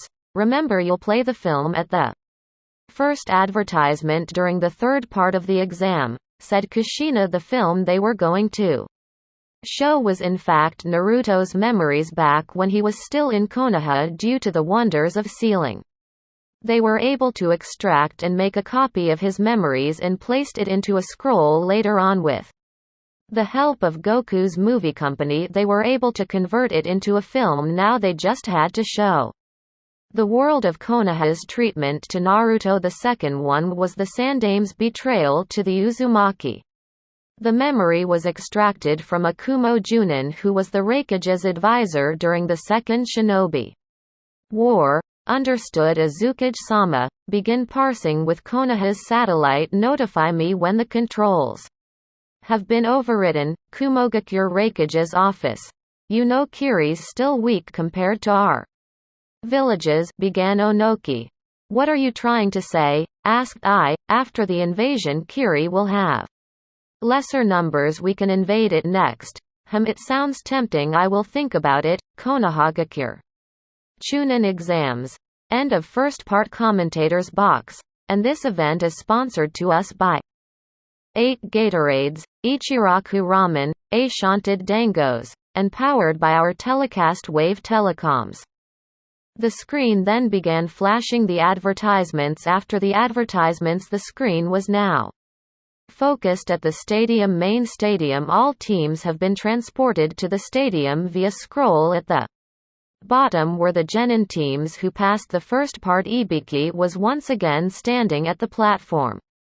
I congratulate everyone who have made it to the second part, began Ibiki. Now let the second part of the Chunin exams begin. A loud horn blasted at the towers of the stadium while fireworks erupted from the main stadium, signifying the beginning of the second exam. Listen well and might as well memorize what I've got to say, as I will only say it once. The cage began. You have managed to acquire the item necessary for our side to avoid casualties and escape the enemy base along with the intel. However, the enemy camp has sent 5 teams to go after you and retrieve the item you've taken. Our intel reports that each enemy team were estimated to arrive between sunrise to 3 hours after sunrise. Your task is to survive until friendly reinforcements arrive to take you out of enemy territory, which is in 5 days. You may now open your mission scrolls, Ibiki ordered. Once you've read your scroll, make sure you've memorized the objective before you close it. Once you close the scroll, it will revert back to the item it was before, which you will need to protect. Let's see if you can figure this one out, Ibiki thought as he eyed the genin teams, more specifically the Uzusuna, Ato, Kumo and Iwa teams, as they were able to figure out the true purpose of the first parts. Test genin teams. POV. Objective: the intelligence you've acquired during the first part may be of use now as you fight for your exam item. Survive for 5 days until friendly reinforcements arrive to extract you from the forest. Expect to fight 5 or maybe more teams for your quest item. The actual first day begins tomorrow. That's it, Kiba voiced out loud. Many genins thought the same as they finished reading their scroll. Normal POV. There's your hint, Inuzuka. Expect to fight 5 or maybe more teams for your quest item. I believe your sensei Kakashi's told you the phrase, look beneath the underneath, more than once, Ibiki thought as he simply stared at Kiba, not responding to his small outburst. The other hint was the first sentence of the objective, at least to those who understood the hidden objective of the exam. After a few moments, the genin teams began poofing out of the stadium and were sent back to the Forest of Death commentator's box. Now I'm sure you're all confused, whispered Izumo at the camera. Yeah, but don't worry, we're going to explain it to you viewers, whispered Kotetsu. You know the contestants cannot hear you. Why are you whispering? Whispered the cameraman. Oh, yeah. Izumo and Kotetsu cleared their throats as the cameraman focused at the scroll Izumo was holding, which had the same content like the genin teams had. You see, The main point of the second part is survival. There will be 3 waves of enemies, who are in fact the proctors, to test the teams. The hidden message that they must figure before tomorrow sunrise was for them to collect 2 more scrolls, meaning they will have to fight other teams on the first day. A wave of genin rank proctor teams will be attacking our contestants, and they must survive, as is the point of this exam, while also protecting their mission item. On the second day, the teams must challenge another team and acquire their item. On the third day, another wave of genin rank proctor teams will be attacking them. On the fourth day, this time a wave of chunin rank proctor teams will be attacking the teams. On the fifth and last day, the teams must challenge other teams once again and take their exam item. If they weren't able to take one on the second day, then this is their last chance to acquire the said item. And since this is still an elimination round, genin teams may choose to take more than 3 scrolls with them. This is why Ibiki-san said that teams may be attacked more than 5 times. A team who acquires more than 3 scrolls will be given bonus points. Even if they don't, creatures residing in the forest may still attack them anyway, so the contestants must be prepared. Here's a little background about the Forest of Death. Judges panel. Excuse me, my dear panelists, I would like to explain the second part of the exam, as our proctor's a bit cryptic with his words, said the Hokage Hiruzen, then began explaining the main purpose and the hidden meaning behind Ibiki's given objective. Chunin exams Part 2 skills to be graded: survival, camp and trap making, espionage, infiltration, assassination, retrieval and escape. Objective: teams must survive 3 waves in the forest as well as other creatures residing within it. The teams have 5 days to retrieve 2 more mission items from the other teams while also defending theirs from both proctors and fellow contestants. Time length of the exam 6 days. The actual waves start at the second day. Grading sheet. Team name, team members, survival, camp making, trap making, espionage, infiltration, assassination, retrieval, escape. Bonus: extra number of scrolls. Teams overall rating. Individuals overall rating. Remarks: I've always told my junins to tell their genins to look beneath the underneath, although that was our Yondaime Namikaze Minato's words. I hope our villages genins remember that, he murmured out loud, making some of the panelists nod. Even if they don't, Konoha will still make it to the finals thanks to Kurenai's team. It is a good thing I've planned it out. It doesn't matter in the end if other villages make it to the finals. Those genins are no match for elite route. Anbu, Forest of Death. Uzu team and Naruto and his teammates were sent back to where they were earlier before they were summoned at the stadium. Listen everyone, we need to combine teams here. The bigger our number, the easier for us it will be to defend. Summon your partners so we could locate each other quickly. This forest is huge. Got it. Kuchiyose no Jutsu. The Uzushio, Otto and Suna teams simultaneously said out loud and summoned their partners. Junin Sensei's lounge.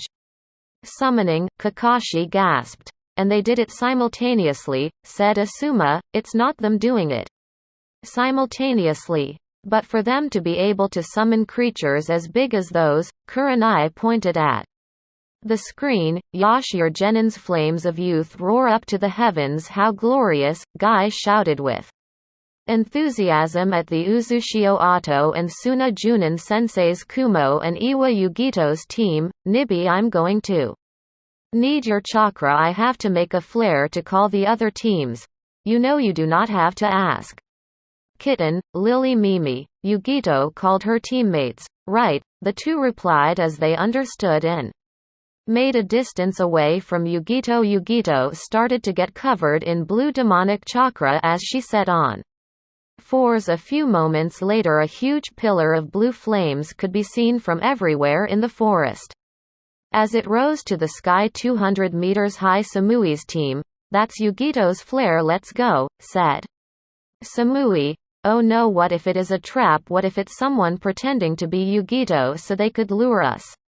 and kill us, and then we won't be able to get back to Kumo. What would Raikage-sama say to our graves for falling into such obvious trap? Said Omoi. Idiot, you're overthinking again, screamed Karui.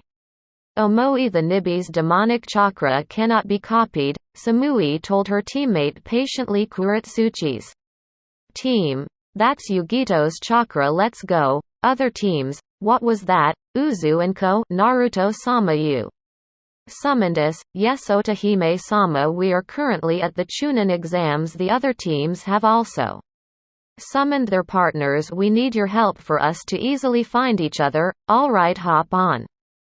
Thank you. Naruto, Sasuke and Hinata jumped on their summons heads and steadied themselves as the dragons flew. The dragons have a special ability that allows them to track their kin. They also have a mental link of their own which is more advanced than the Uzumaki's. A few minutes of flying later, Naruto's team met with the others on a clearing. The summons has chosen the spot specifically for their summoners to use. Naruto and the others couldn't disagree as they could see the spot the dragons chose was perfect. The clearing was big enough for 6 teams to make camp. It was located at a high ground and has near access to a river tree bearing fruits, big game and other spare materials that can be used to make camp and traps. We'll take our leave, Naruto-sama.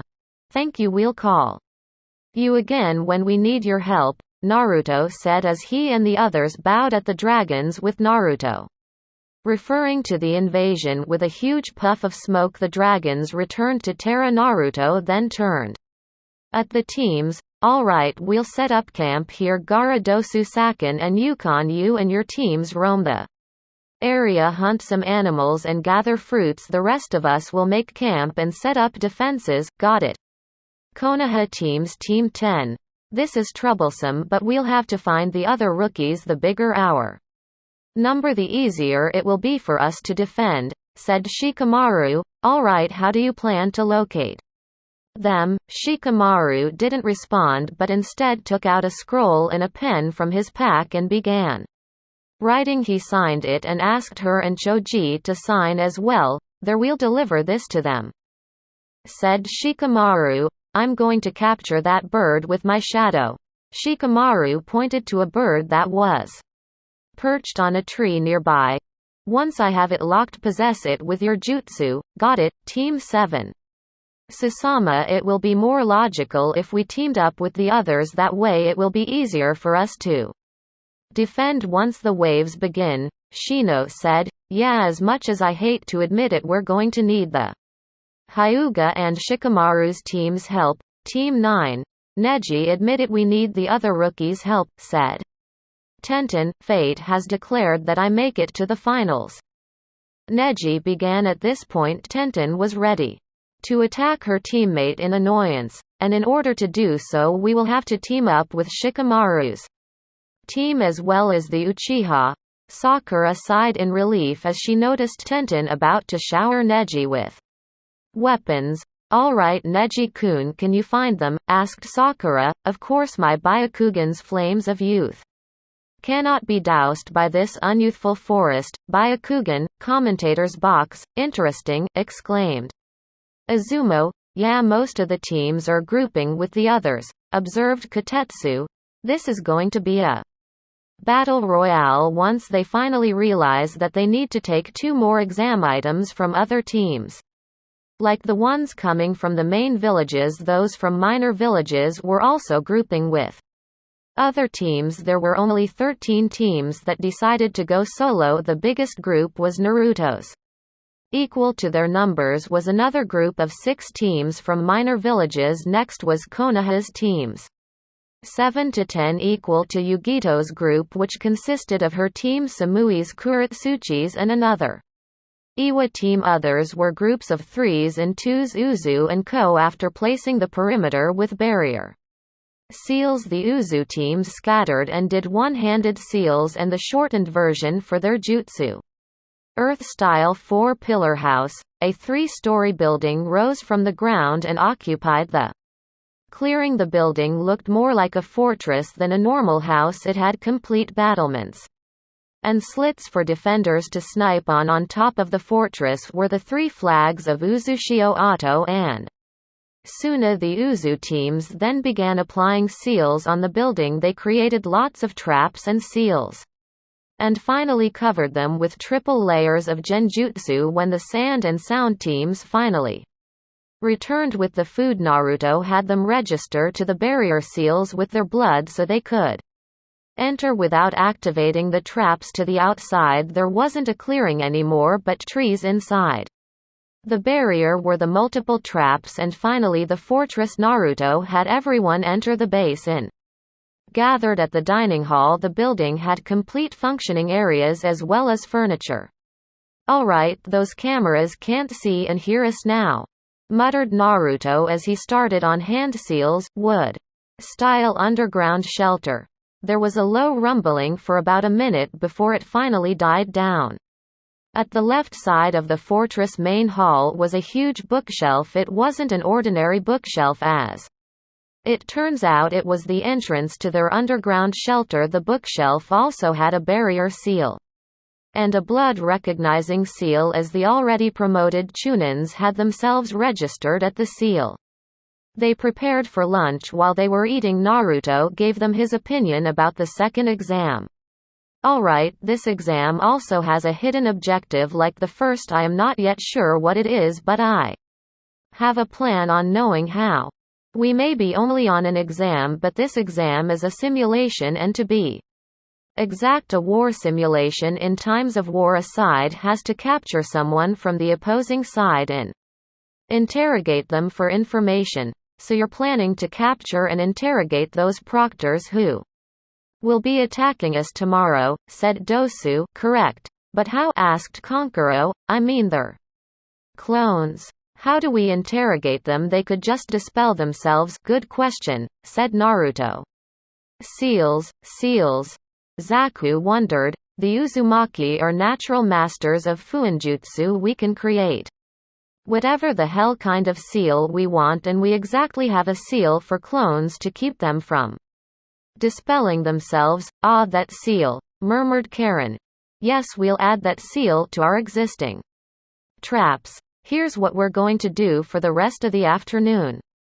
Sakin and Yukon Dosu Gara and Tayuya's team will do reconnaissance. Go and find the other teams or groups of teams' camps. Make sure they do not detect your presence. Plant a marker near their camps and leave," Naruto said as he handed each team half a dozen Hiraishin kunais. Everyone nodded and went back up to the fortress and exited the building. Once again they were visible to the cameras. "Konoha Rookie 9, so a team up, huh?"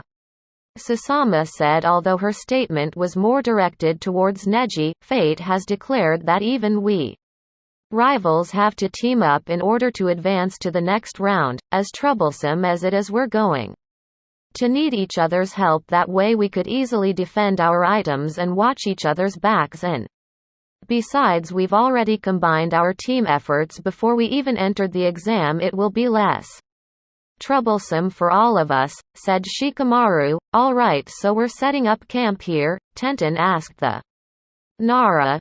"Yes, this clearing is enough for us to make camp and traps, and besides it will be too troublesome if we left to look for another spot to set up camp. Everything is too troublesome for you anyway," said Ino. "Troublesome?" As the Rookie 9 began setting up, Dosu's team left the spot they were hiding at. After safely hiding the marker, they weren't noticed since they were out of range of Neji's Byakugan, Shino's insects, and Kiba and Akamaru's noses. Although far, they were able to hear their conversations using a sound jutsu specifically created for eavesdropping. It would appear that none of Konoha Rookie 9 have figured out about the first part of the exam's hidden and true purpose yet, while also not realizing that the second part of the exam has another hidden objective.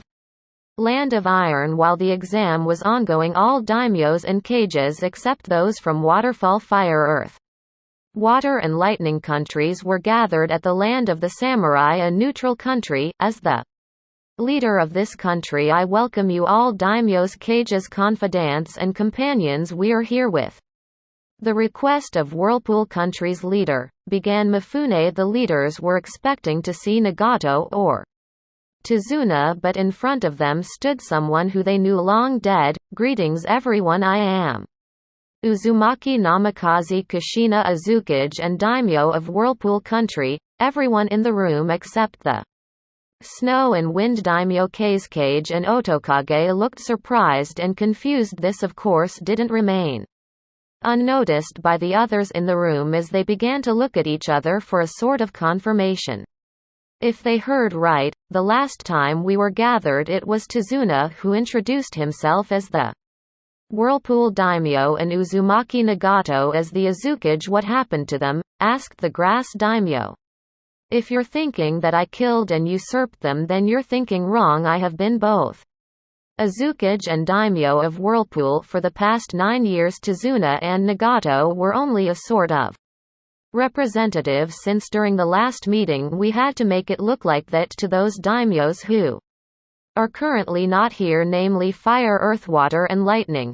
Please explain further, said the Gray daimyo. There is a reason why I asked you to bring with you your most trusted bodyguards who were also masters of the illusion and the other of sealing, in order to explain everything to you easily. I'm going to show you series of memories from the time the Kyuubi got released up to the present time. You wanted to assure us that these memories are true. That is why you had us bring with us our genjutsu and fuinjutsu experts. Am I correct? Asked the Wind daimyo. Kushina nodded in response. This Wind daimyo was newly appointed. The previous daimyo, who preferred Konoha over Suna, died of a natural calamity courtesy of the Kazekage. Naturally. Very well, please show us these memories. I trust even these memories are worth more than 15 years to watch. It will only take less than a day in real time, inquired the River daimyo. Yes, in fact it will only take less than 3 hours in real time. Everyone nodded. Kushina then began forming a series of hand seals.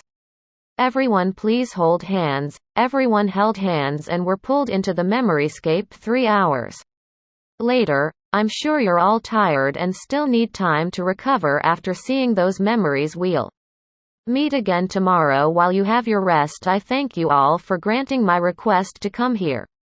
All questions that you have in mind will be answered tomorrow, said the Uzumaki Whirlpool daimyo.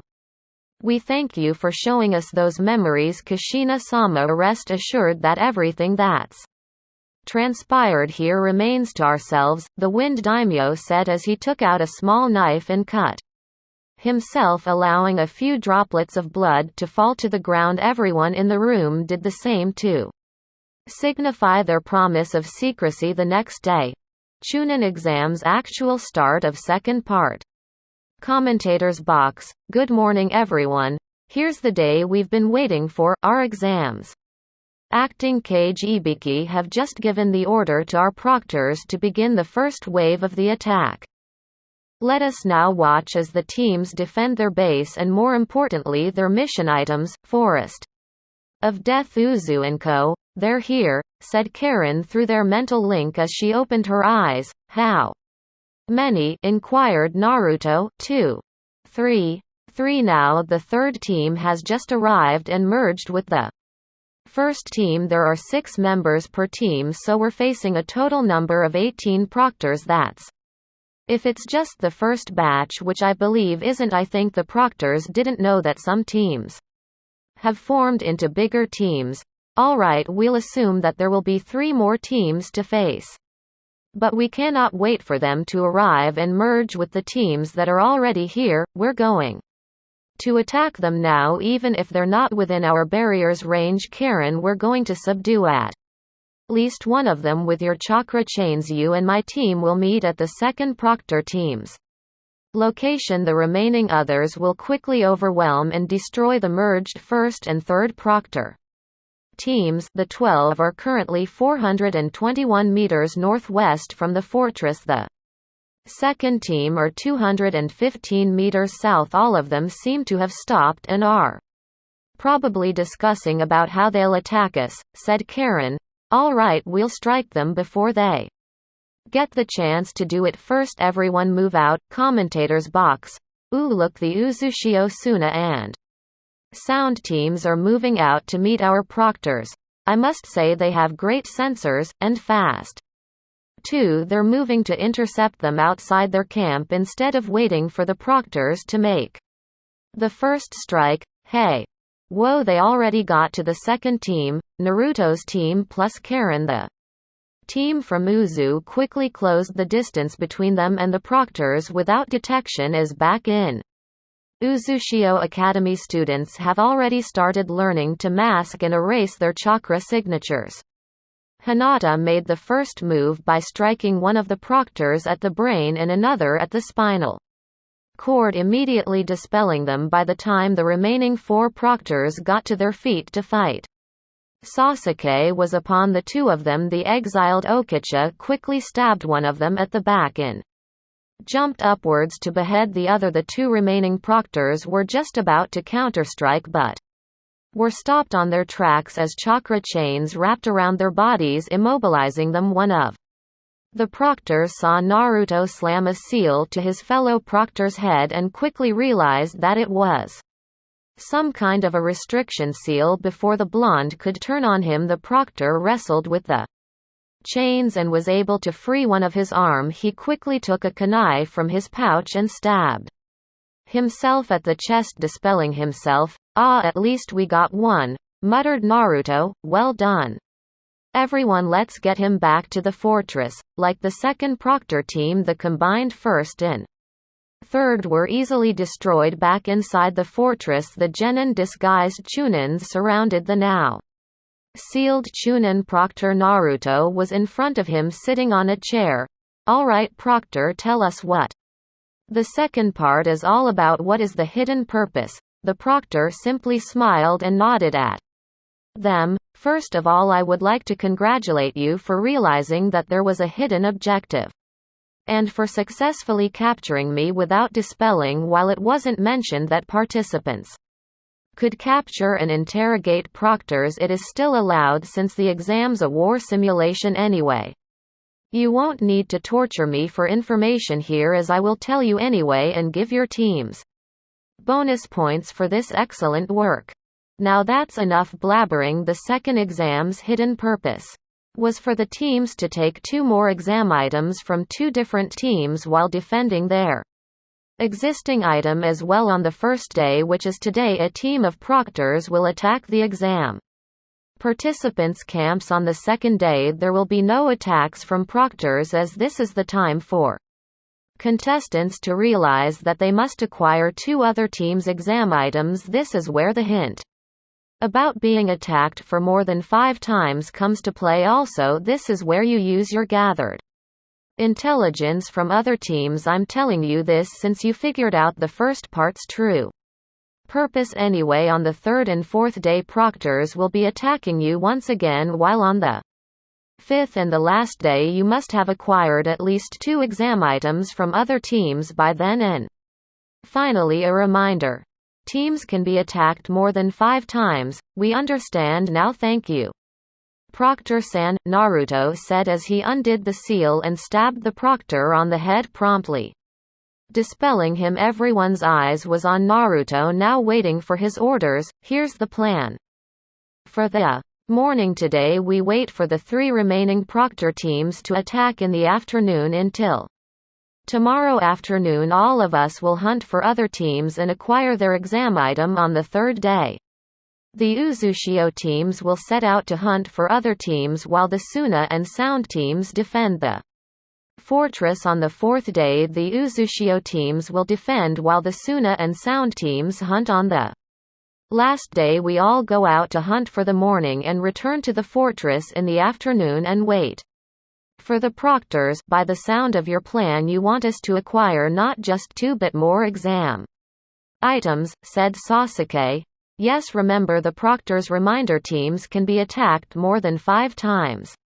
The first 3 are from the proctors while the other 2 are from the teams. They may lose their item from the proctors or other teams, but they're not out yet. Their work simply just increased as They have to acquire 3 items now instead of just 2. In our case, we will take as many as we can. To eliminate competition, got it? One last thing. Everyone waited. When I said eliminate competition, I meant it as kill. However, we'll only kill teams from Konoha Iwa Kumo and Kiri Konohas. Rookie 9 Kumo's team Yugito and Samui and Iwa's team must make it to the 3rd part, though we can take their exam items and beat the crap out of them, but remember they shouldn't die during this exam's 2nd part. Their time will come during the invasion.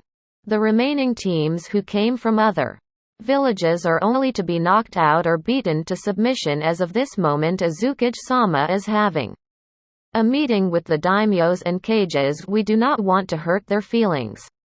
Land of Iron. After thinking about everything I saw yesterday, I have decided that Konoha has indeed become greedy and evil.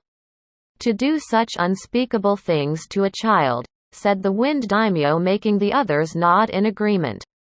Indeed, and I was planning to start alliance trade talks with the Leaf, said the Grey Cage. That will not happen anymore. Kumo can go attack Konoha. I'm breaking the alliance once the current Raikage is dead. I'm not going to risk my village's safety if they ask Storm Village to aid them against Konoha. It will not happen, said the Storm Cage. Same with Iwa. The Tsuchikage will not receive aid from Metal. Damn our alliance with Stone. Let them fight their foolish war, said the Metal Cage. While I have nothing against the Leaf until now, I fully support its destruction should the invasion begin. I'm showing my support by letting Whirlpool forces pass through our lands, said the Grass Cage. Same here, said the Grey Cage. I'm still amazed we never noticed the rise of the 1st and 2nd city, which is near our border, so Konoha's days are numbered, mused the Wind Daimyo. If the Sandame's cunning and manipulative, then it should be put to use now for the Leaf's survival. Excuse me everyone, but I have something to say, said the Rice Daimyo. What is it? Daimyo-sama, if you're going to attack Konoha during the 3rd part of the exam, then we daimyos and cages who are supposed to be there will be in danger. Kushina cut him as she understood his concern. We will be providing clones for you to go to Konoha while the original yous remain in your homes. These clones are special as it cannot be easily detected. Additionally, the Leaf doesn't know your chakra signatures, so they wouldn't know and expect you to be clones. I see. One last question. What do you plan to do with the Fire, Earth, Water and Lightning daimyos? I will be talking with them individually. I will be showing them the memories of Shonyu. I'll make them an offer they cannot refuse. Later afternoon, Forest of Death. Rookie 9 Camp. Shikamaru sighed, defending their exam item was troublesome. In fact, the entire Chunin exam was troublesome. Moreover, everything for the Nara clan was troublesome. The Rookie 9 were currently resting after a troublesome morning, as Shikamaru thought they just finished repairing the camp and were currently taking some rest. After that, they will be reapplying traps around Camp. Shino, who was normally calm and collected, screamed, "We're under attack." His bugs going frantic, feeling the demonic chakra of a bug. The Rookie 9 immediately went into their battle stances and found themselves surrounded. They haven't realized yet that the newcomers were fellow genin competitors. Troublesome. I thought they said we'll only be attacked in the morning. You're not wrong, they indeed tell us that, said the only blonde in the group. Wait us? Asked Kiba. You're genin from Uzushiogakure, stated Tenten as she finally noticed their Hite Atesh. Correct. Team 7 Uchiha Sasama, wielder of the Mangekyu Sharingan. Aburame Shino specializes in insects. Lastly, Inazuka Kiba specializes in taijutsu with his partner Akamaru, stated Sasuke. Team 9 Hyuga Neji, a so-called genius with the gentle fist. Haruno Sakura specializes in the Banshee arts. And lastly, Tenten, who specializes in weapons, recited Hinata, not so subtly riling Up her cousin, and lastly Team 10, who's also known as this generation's Ino Shika Cho Trio Yamanaka. Ino specializes in mind techniques and mainly body possession. Nara Shikamaru, the head of the team, who also specializes in shadow controlling, mainly shadow possession. Lastly Akamichi Choji, the tank of the team, said Naruto. Troublesome, how come you know about us?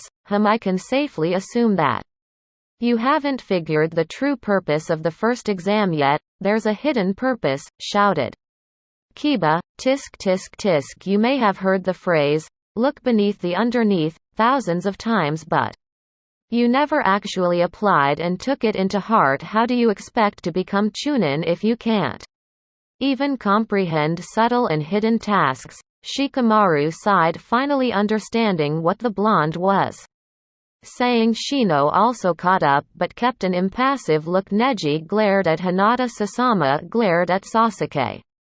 Choji kept eating his chips. Ino and Sakura had hearts in their eyes, staring at Naruto. Kiba scratched his head. Tenten looked lost in thought. Enough talk, let's get their exam items. Fu, have your bugs identified them yet? Asked Naruto through their mental link.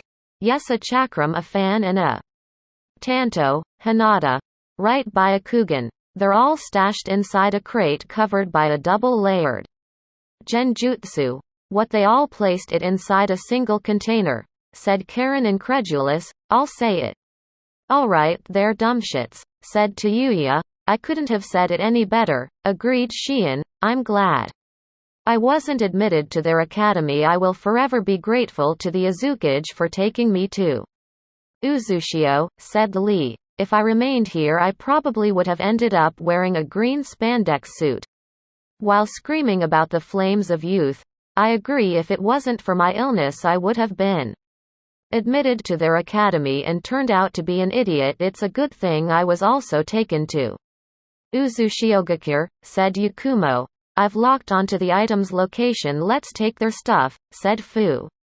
The others also locked onto their respective targets. After some focusing, Yakumo, go, illusion arts bringer of the infinite void. The whole area then turned black. The cameras couldn't see or hear anything. Shino could not sense anything. Neji could not see even with his Byakugan. Kiba and Akamaru also found their noses useless. The rookie 9 only felt pain on their various body parts.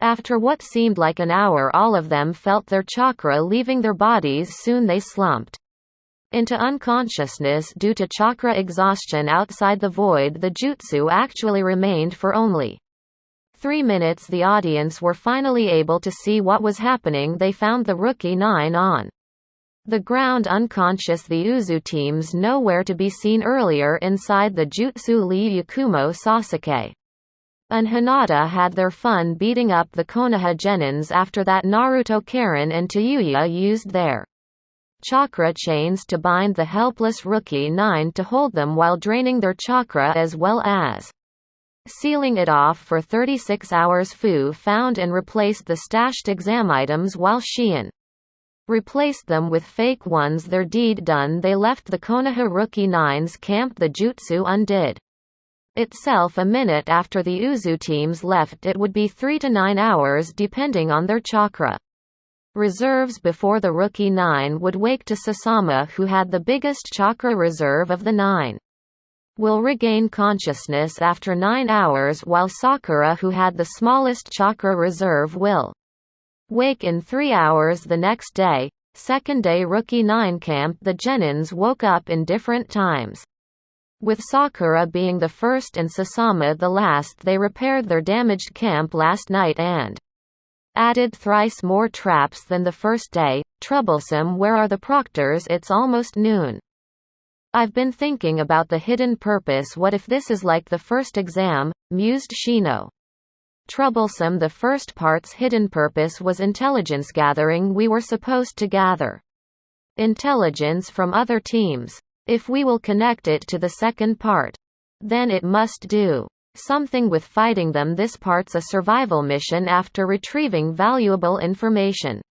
The enemy sent teams to pursue us and retrieve the items we took, items the exam's hidden purpose has something to do with the exam items.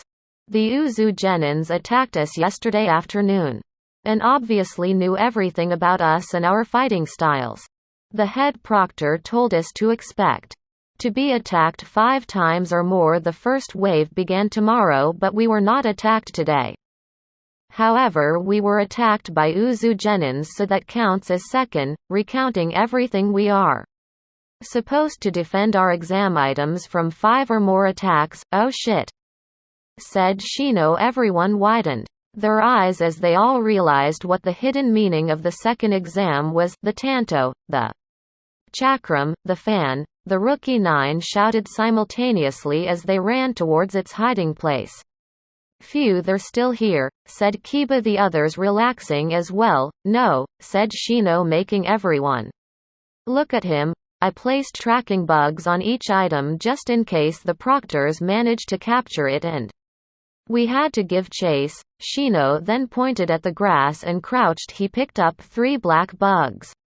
These are the tracking bugs. They're now dead. The Uzumaki took the items and replaced them with fake ones while killing my tracking bugs in the process. Troublesome. Now we have to attack other teams and take theirs. Today's the day we're supposed to attack other teams and acquire their exam items, but since we lost ours, we're going to have to take 2 if we don't get attacked by proctors tomorrow. Then that means we have to attack other genins again, otherwise we'll only need 2. We'll have to wait and see for the 4th and 5th day as well if we need to take a 3rd. Finalize Shikamaru outside the forest Unkown location. Madara-sama. The daimyos and kages from the farther locations from Konoha have begun their trip for the 3rd part of the exams. Kumo and Iwa forces are expected to mobilize once the daimyos and kages from the middle countries start their trip to Konoha, said Black Zetsu. Good, they will all die in the invasion. After that their countries and shinobi villages will be ripe for the taking. We'll have them in our hands soon. Konoha's going to be a battleground. How exciting, exclaimed White Zetsu. Fire capital, fire daimyo's private theater. Now tell me, what are you going to do? Kushina asked the fire daimyo after showing him the memories.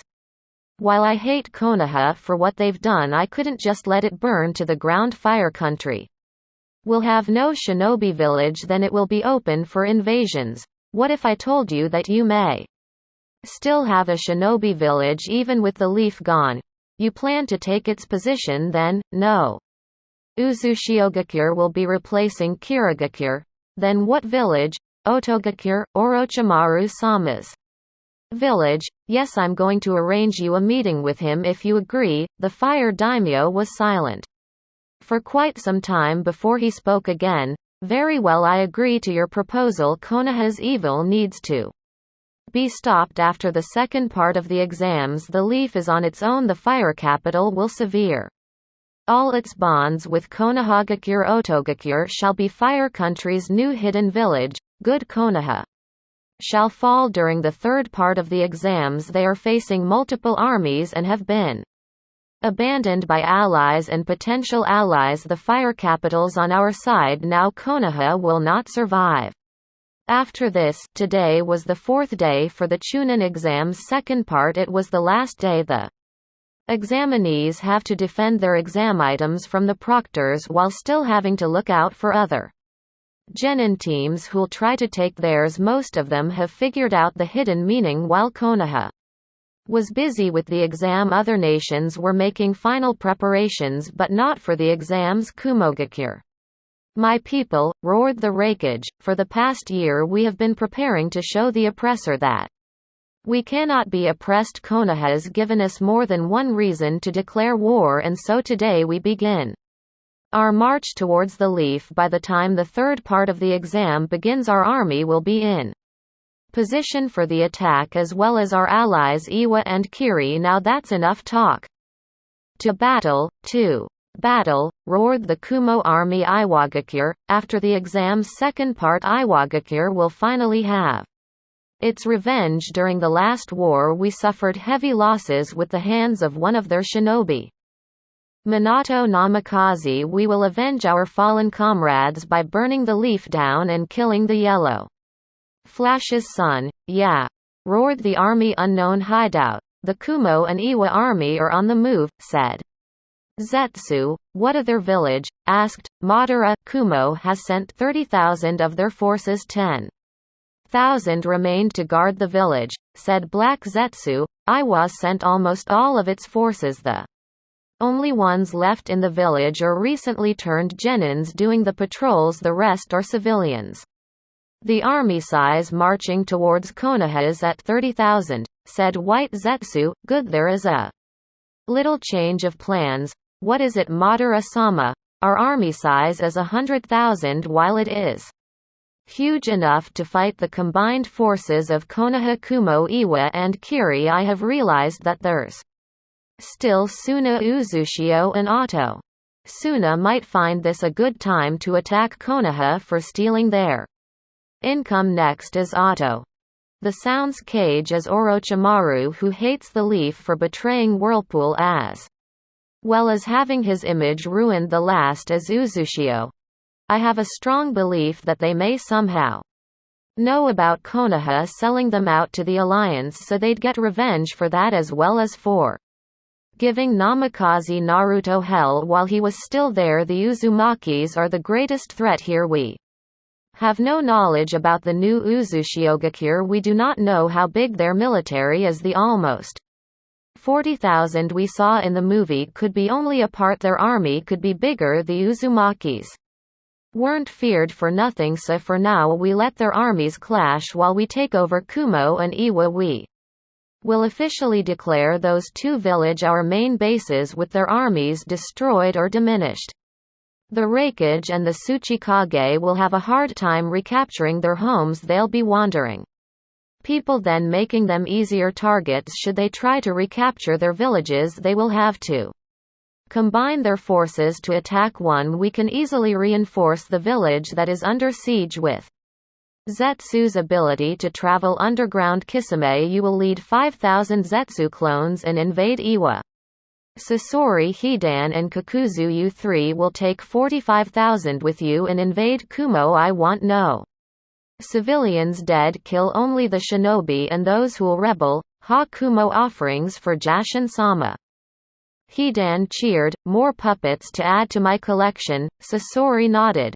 Hopefully the shinobi left there have bounties, Kakuzu said. I might also find a good reserve for my lightning heart. I'll expect to hear from you before the third part of the exam begins, said Madara. You have your orders. Go. Hi. Konohagakure Forest of Death. Size Team Hideout Team 8 were currently cleaning their weapons. They just finished disposing off a Kiri team who tried taking their exam item. They quickly hid from the camera's view when they felt a tug in their minds. Sai Torun Fu, do you copy? Yes, Minato-sama. Good, commence operation en route. Affirmative. The three then created seal reinforced blood clones and left the Forest of Death, heading for the route base where Danzo was currently staying. At the clones came out of hiding and proceeded with the exams. Tenzo, we're on our way, called Sai. Later route base. Sai Torun Fu, why are you here? Danzo asked as his attention focused on his top 3 route away from the screen. We have news, Danzo-sama. There is a threat to our village that needs to be eliminated. Sai said, making an emphasis to the village part. I see. Very well. Eliminate this threat at once. Nodded. The 3 routes sprouted from where Danzo stood. Tenzo was able to drain 10% of Danzo's chakra before the target jumped away. What is this, Anne? Annoyed Danzo asked. How did you get in here? Root, kill this ungrateful experiment of mine this instant, he ordered, still not figuring out his root's betrayal. We're eliminating the threat, Sai merely said. Danzo nodded, thinking he was talking about Tenzo. His eyes widened when ink lions came charging at him. He dispelled them by spitting bullets of wind. What is this? You're betraying the Foundation now no matter. The root founder said as he formed a single hand seal and glared at Sai. Absolute mind subjugation. Sai's body became stiff, however it was all an act. Danzo did not notice Fu in Torun's smirks. Perhaps I underestimated you. You have a strong will. I'll give you that, however for trying to kill me I shall punish you a bit. Pain. Ah, Sai screamed.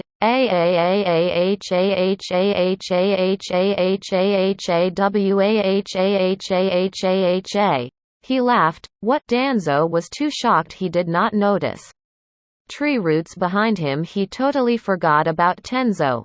We're no longer your puppets, said Torun as he unsheathed his tanto, with Fu doing the same. Ha, I'll have your heads, you traitors. Root, Danzo called all his members. The room became surrounded by around 1,000 Foundation members. You are surrounded, Danzo smirked triumphantly. Tenzo took this opportunity to throw a kunai at the old man.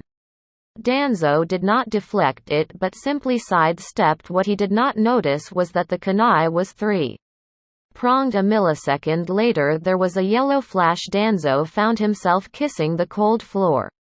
There was a foot stepping on his head, keeping him down. For the first time in 13 years he once again felt fear as he heard his new attacker's voice.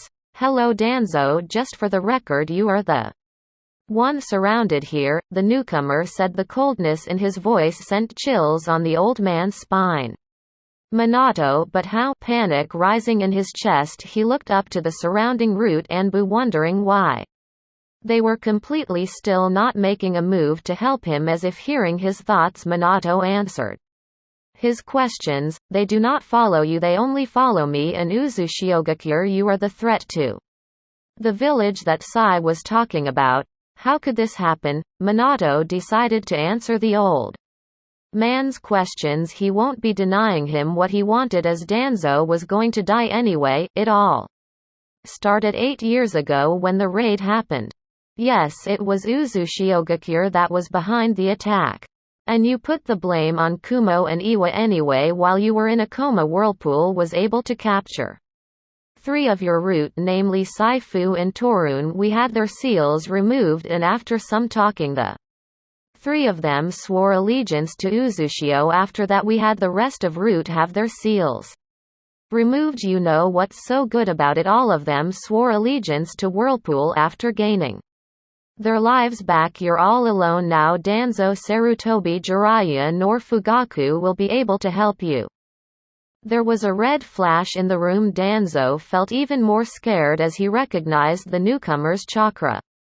You can do the Hiraishin too? He asked, although it sounded more like of a statement. Why of course I can, I'm Minato's wife after all. In fact all my children can do it. Naruto, the one you kidnapped, can do it. Would you like him to be the one to kill you? The demon bastard. Slap. It was so loud that it echoed in the room. Some of the younger root Anbu winced at the sound.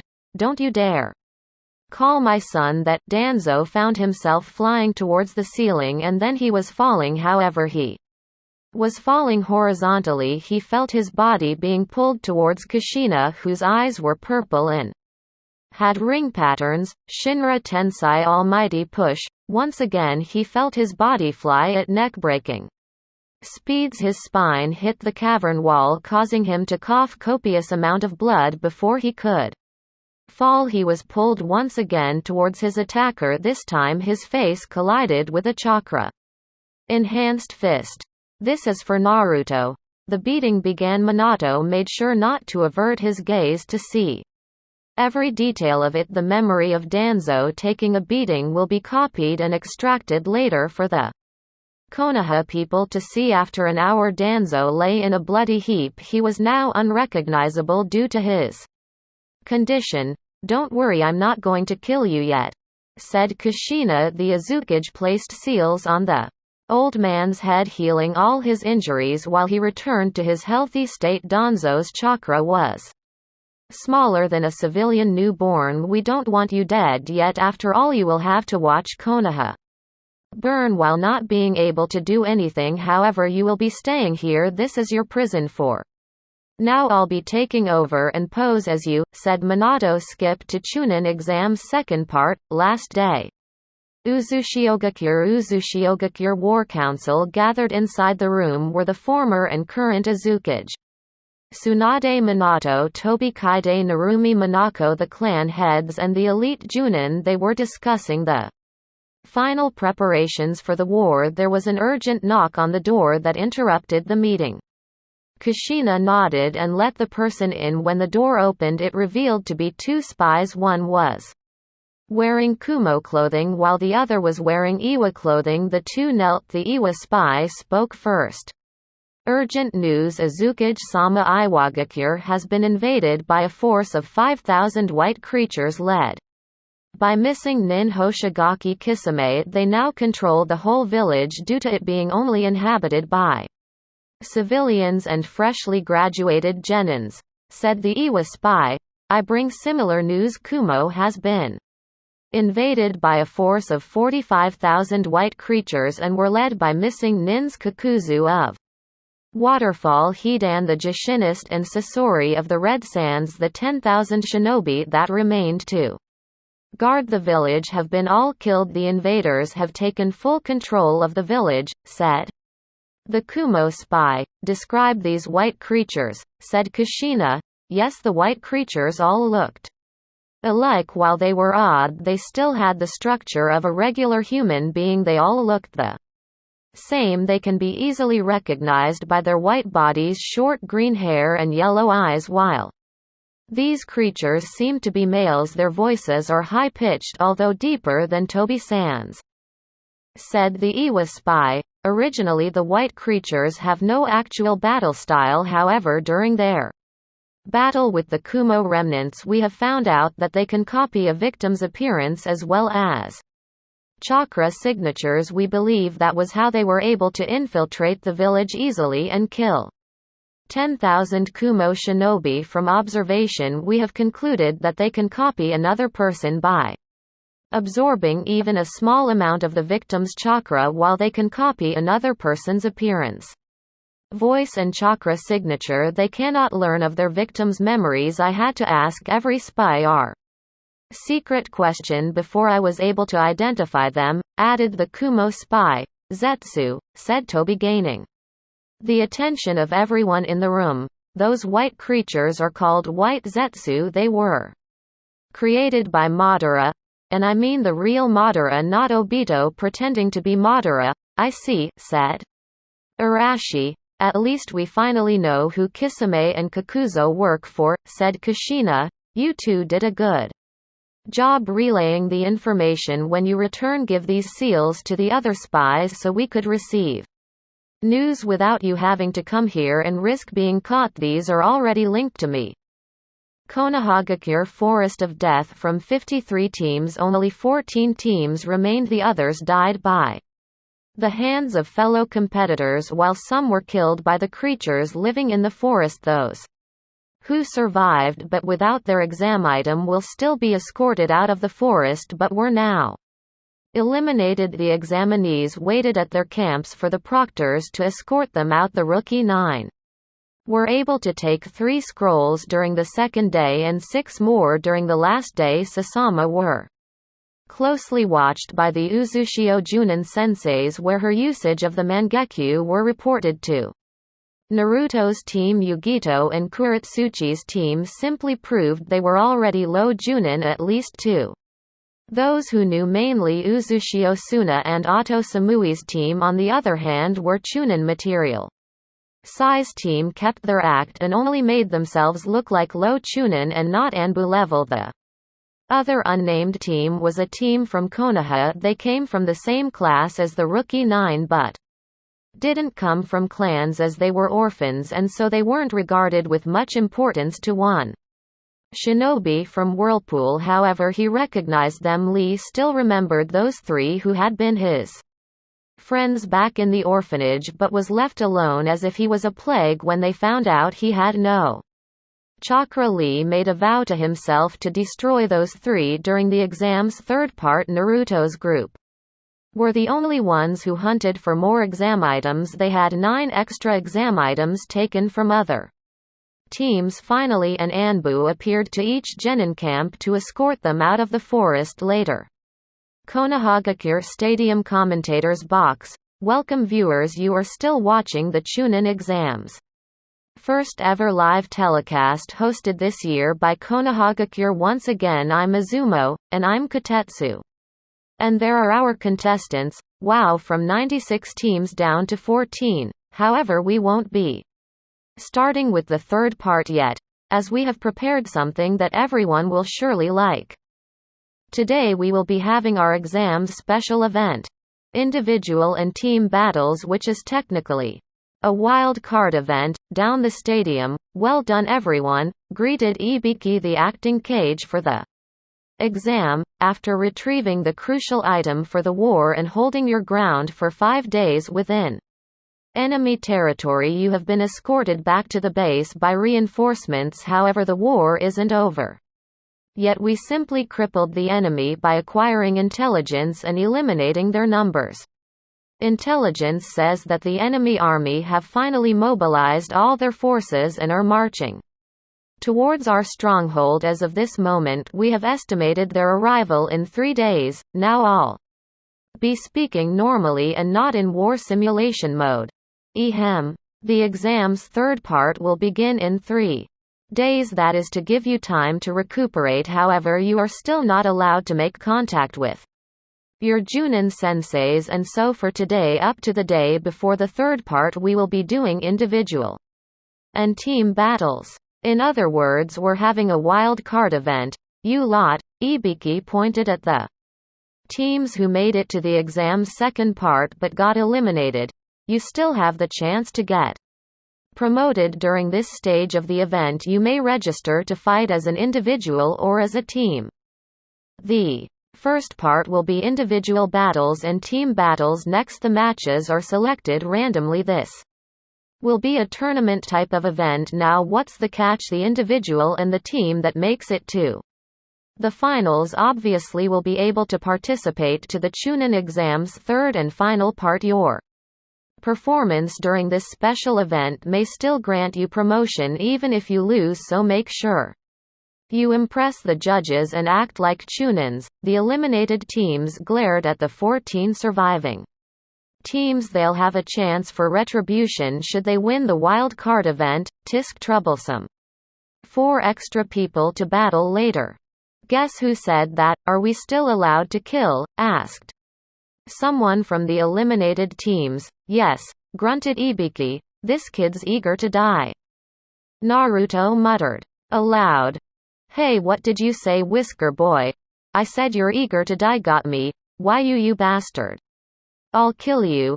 The boy tried to jump at Naruto but were held by his teammates. They were a team from Kiri. Settle down, brats. Ibiki interrupted them.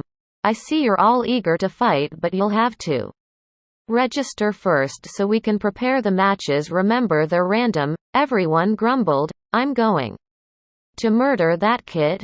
Painfully, Naruto thought. Whisker Boy, ha ha ha ha. Miho teased. Not you too.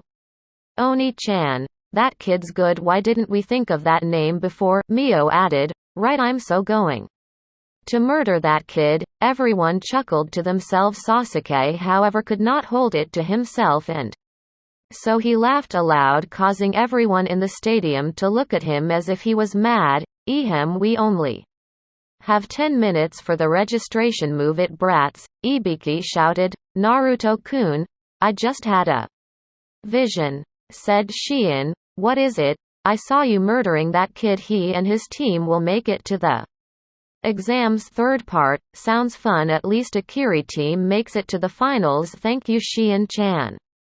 Hee hee ha. Whisker Boy. Sasuke chuckled. Shut up, duck-ass hair. Retaliated Naruto. Hey, my hair's longer now. Still duck-ass. Time skip. 3 days near the Fire Country border. All Konoha shinobi doing patrols have been eliminated by the invading forces. The Iwa army along with half of the Kumo army will be coming by the normal route, while the Kiri forces along with the other half of Kumo's army will be arriving by the shore. They never spotted the Whirlpool recon teams that were already lurking there. Konoha Gakure Stadium. Welcome to the third and final stage of this year's Chunin examinations, yelled the Hokage. Everyone in the stadium cheered as they will finally witness their favorite teams fight. Ibiki walked towards the podium and faced the 46 individuals. The battling ground itself was big enough for two-tailed beasts to fit in. It had some small patches of forests, an artificial river, a rocky plain, and other elements that the participants may use for the matches. Today is the day where our army clashes with the enemy army. As both sides clash, you are separated from your team, wherein you'll have to fight as an individual. Ibiki then nodded to them and jumped back to the spectator seats. Yo, I'm Gecko Hayate and I'll be the main proctor for this part. Now this will be a tournament, so first match. Everyone looked at the screen. After some rolling, the bars stopped and flashed two names: Uzumaki Namikaze Naruto versus Momochi Kento. Will everyone please leave the floor except those two? Are both fighters ready? You're so dead. Whisker boy, said Kento as he unsheathed a sword. It was a recreation of the Kabikurabocho. Yeah. Whatever, replied Naruto, his arms crossed. I'll take that as a yes. Sighed Hayate. Begin, he shouted as he jumped away from the floor. You're going down, Namikaze. Back in Kiri I was called the second coming of the demon, and so I got this blade. Naruto did not reply but sighed aloud. Why does in every single match there's a fucking monologue? I guess it's some form of last words. Most people who love giving monologues die easily, replied Kurama. I see. Naruto unsheathed his swords and went into his created sword style. The crowd watched in amazement as Naruto threw the 6 blades and caught them and stood at an unrecognizable stance in the crowds. One human and one demon watched in wonder. It looks the same as the one you're using, however Naruto uses only 6 swords, not 7. Yeah, Mr. 9 is awesome. Yo. Back to the fight. Naruto began channeling chakra to his swords. Die. It was the last word Kento heard before he had to defend himself against Naruto's onslaught.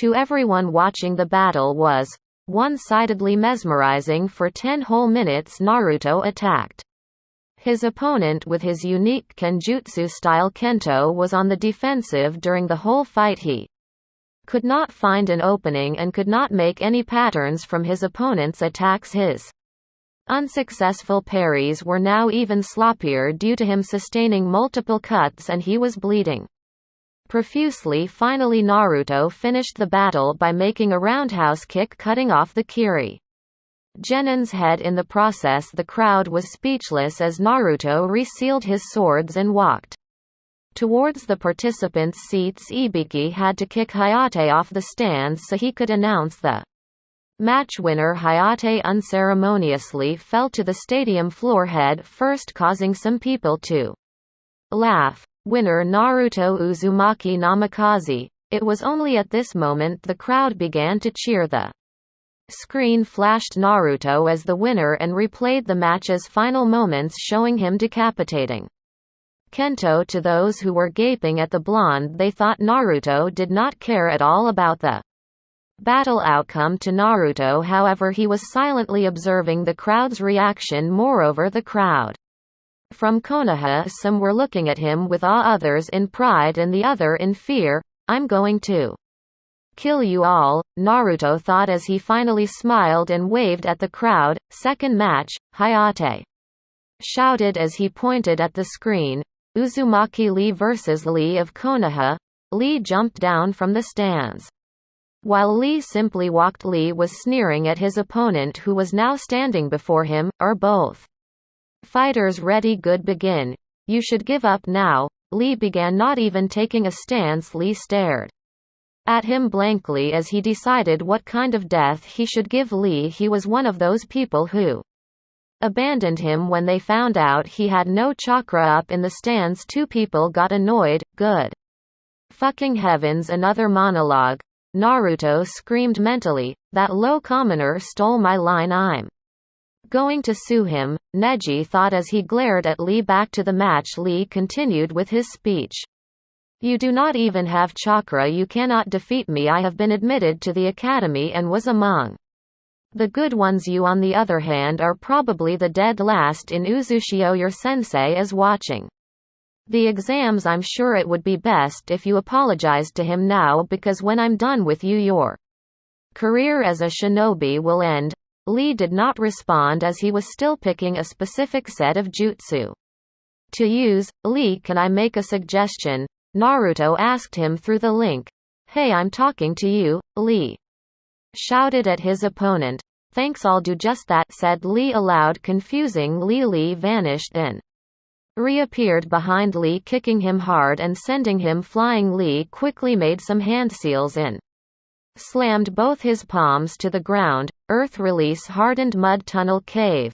A closing rose to where Lee was. The cave's tunnel was 50 feet long and Lee was at the other end. The opening of the cave faced Lee, who just finished the seals for summoning technique. A green dragon 36 feet long appeared in a puff of smoke. Lee was then revealed to be standing on top of its head and was now performing another set of hand seals. There was no interaction as the dragon knew what to do. Lee had just recovered and was now standing. When he looked at his opponent, his eyes widened when he saw the dragon beside Lee, whom he realized was doing seals for a jutsu. Lee was about to remind his opponent that he had no chakra when he finished his seals. Wind release. Wind piercing tornado, shouted Lee as his chest expanded and blew out a tornado of wind. Majestic dragon flames. Collaboration technique. Majestic blazing tornado. Lee's eyes widened even more as the roaring tornado of fire came towards him. He was surrounded by a cave and the only exit was facing Lee. He had no choice but to run towards the incoming flames of death. Lee called out a water jutsu to try extinguishing the flames. The water quickly evaporated due to the extreme heat. Lee's screams of pain quickly died soon as he let them out. He was consumed by the flame as he had no way out of the cave. He didn't know any earth jutsu, and even if he did, his elemental affinity was lightning. Karen was not just a strong sensor, she also had the ability to sense others' elemental affinity if she concentrated enough, and so she told Naruto about Lee's. Naruto then suggested how Lee should kill Lee. The roaring flames lasted inside the cave for about half a minute. When it finally died down, Lee released the jutsu and let the earth cave melt back to the ground to where Lee was standing at. Earlier there was only a blackened patch of ground. There wasn't a trace of him, no corpse and not a pile of ash either. Commentator's box. I wonder what was Lee talking about, Kotetsu said. Obviously Uzumaki Lee had chakra, so I have no clue either, said Izumo. Back to the stadium. Winner Lee Uzumaki.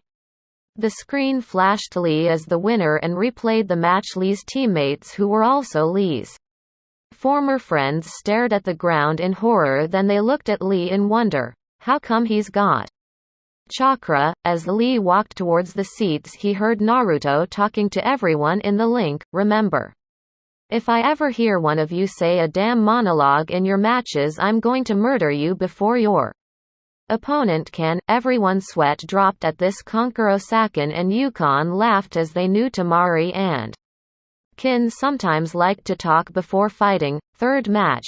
Uzumaki Karen vs Inuzuka Kiba. Karen jumped down from the seats and landed with grace. She adjusted her glasses as she studied her opponent, who also jumped down and was now leering at her. The hormones are strong with this one, Karen thought. Ha, a girl? I'm fighting a girl. Akamaru, I won't even need your help with this, Kiba bragged. Akamaru simply whimpered at his master's attitude. You know you're pretty, so why don't you just forfeit the match so I wouldn't have to hurt you in your face? I might even allow you to go on a date with me. Kiba winked. All females watching the event glared at the Inuzuka. That's it, I'm going to humiliate this loudmouth. Karen then decided to use a hajutsu. You go girl, Fu Xian. Yakumo Tamari and Kin cheered. Beat that shithead, yelled to Yuya if one would look closely. Kurenai was glaring at Kiba so hard that her eyes could probably turn into a Sharingan, a hormonal and sexist Inuzuka versus a female Uzumaki. I feel sorry for this kid, Hayate thought as he stood at the middle. Are both fighters ready? Good begin. Golden chains quickly shot out of Karen's body. Lounging at Kiba, the Inuzuka was able to avoid the first wave of chains thanks to Akamaru, who warned him. A second wave sprouted from the Uzumaki and headed towards Kiba's partner. This time the chains caught the animal and was tossed aside. Later its chakra drained. Akamaru, Kiba called to his now unconscious partner. It was too late when he noticed the third wave of chains. He was whipped by a chain to his mouth twice and then the chains wrapped him. Kiba's left wrist was caught first and then his torso. He was now suspended at the air, a chain on each wrist, another on his waist and two more for his ankles. Nobody noticed Karen wound herself and smear her blood on the chain that whipped Kiba's mouth. Karen then let the wound heal and then flashed into hand seals. She used the 13 to 21st hand seals created by the Uzumaki clan, and so it could not be recognized by the watching crowd. Secret jutsu blood release, vampire seduction. Activate, he's your personal bitch now, said to Yuya through the link, much to the confusion of the non-Uzumakis. Only true-born Uzumakis knew of the chitin. After all, it was a secret jutsu passed down by the ancient Uzumaki vampires. The non-Uzumakis did not hear Karen call out the name of the technique. To some terms it was magically protected. Karen waited as Kiba's eyes looked unfocused. Finally it flashed red and his eyes went back to normal. The redhead put down her captive and recalled her chains. She smirked at Kiba, who was looking at her with admiration and devotion. Perfect, he fell for it with that small amount of blood. I only have 10 minutes of control. But that's enough time to humiliate him. You are now my pet, Karen said aloud, confusing some of the audience. I want you to act like the mutt you are. Got it? Yes, Mistress Karen, I will do everything you'd ask me to do. I will act like the mutt I am, replied Kiba in a submissive tone. Then he went down on fours like a dog. Good, I want you to prove it and show everyone who are watching. Arf arf, barked Kiba, causing some of the audience to snicker. Karen held out a red ball. See this, arf, fetch, Karen shouted as she threw the ball. Arf. Kiba excitedly barked as he chased after it, still crouching on fours. Almost half of the audience laughed as Kiba picked the ball with his mouth and returned it to Karen. The others questioned about the jutsu and the hand seals Karen used. The Uchihas, much to their confusion, wondered why Karen was clapping to the Uchihas and people with transplanted Sharingan. They only saw Karen clap her hands instead of form into 9 new hand seals. The remaining audience who did not see her clap made their minds see her form the original 12 hand seals very fast, so they weren't able to recognize it. Even if the cameramen replayed and slowed it down, they will only see blurs. Back to the match. Karen ordered Kiba to drop the ball, and so he did. Good dog, now let us show them how talented you are, Karen said as she held out 3 fingers. How many fingers are these? Arf arf arf, Kiba barked. Thrice. Good dog, roll over. Kiba rolled over. Play dead. Kiba laid on the ground motionlessly. Amazing, said Fu. What did Karen do? Was that a genjutsu? She asked everyone's question. Sorry, guys, can't tell, replied Naruto. It's a clan secret. Everyone understood and didn't pry further. For the next 7 minutes Karen continued to order Kiba around and made him do things that will definitely destroy his pride and reputation. Some of the audience thought that she was humiliating him too much. Others, mostly females, thought that her actions were justified as Kiba was sexist and Rude. The rest simply did not care enough and merely enjoyed the show. I guess that's enough. Karen thought. You've done well, my pet. That's enough acting as a dog. Stand up and act human once. Again, at once, Karen-sama, Kiba said as he stood up and straightened himself. What else would you like me do, mistress? Tell. No, shout to the crowd that you're all talk and actually useless, that you only use your loudmouth instead of your brain. After that declaration, I want you to forfeit the match. You are dismissed once I'm called the winner. As you wish, Mistress Karen. Kiba then turned at the audience and shouted, I am an all talk and useless. I only use my loudmouth instead of my brain. Satisfied, he turned to Hayate. Proctor, I forfeit. Feeling sorry for the boy, Hayate nodded and called the match winner by forfeit Karen Uzumaki. Wait, what? Shouted Kiba. The screen then flashed Karen as the winner and replayed Karen giving him orders and him doing it. What the hell was that? That's not fair, he demanded. She won fair and square. Kiba-san, now please get off the stage, ordered Hayate. Angry Kiba tried to attack Karen. Surprisingly, it was Kurenai who jumped down from the Junin stands and stopped him. Kiba, that's enough, Kurenai said softly, feeling sorry for the boy's humiliation. She won the match fairly. She used some genjutsu and you fell for it. You should be thankful she didn't ask you to kill yourself. Kiba, who had a secret crush on Kurenai, calmed down and picked Akamaru up and let himself be guided away by the Junin. How come I got captured by her genjutsu? When did she cast it? Will I be able to see the replay? Kurenai winced.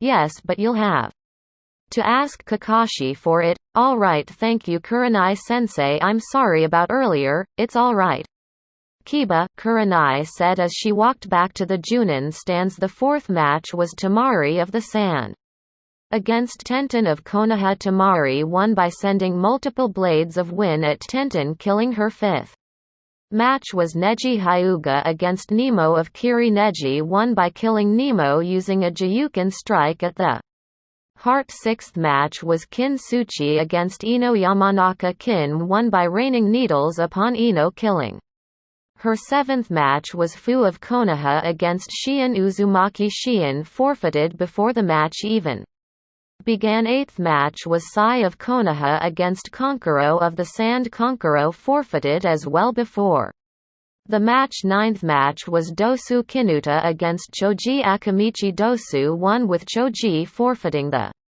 match. 10th match was Sakan and Yukon of the Sound against Shikamaru. The twins won by Shikamaru forfeiting. 11th match was Sasama Uchiha against Dori of Kiri. Sasama won by using the Tsukiyomi and then a great fireball at Dori, killing her. 12th match was Yugito Ni against Akitsuchi of Iwa.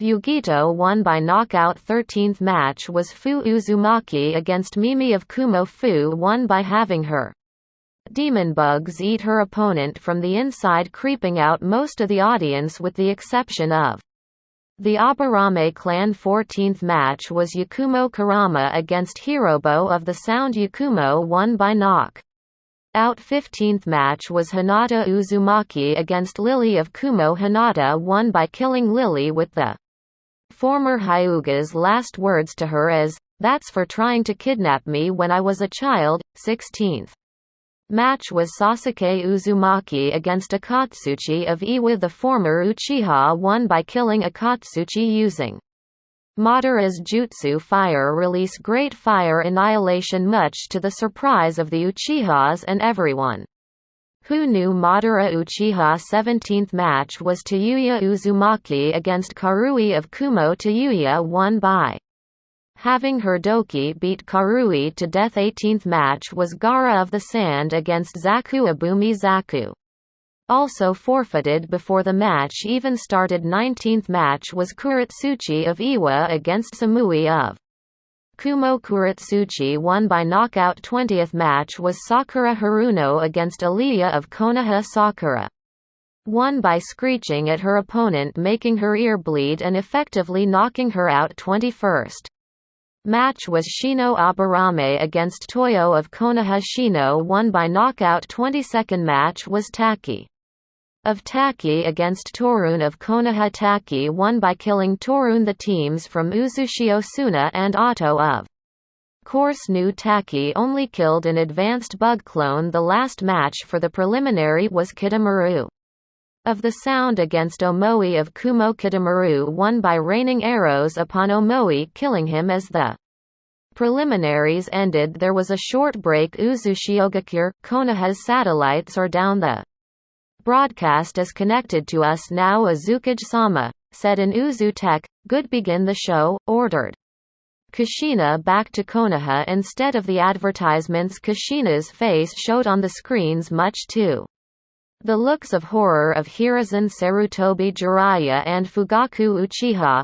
Greetings everyone, I am Kushina.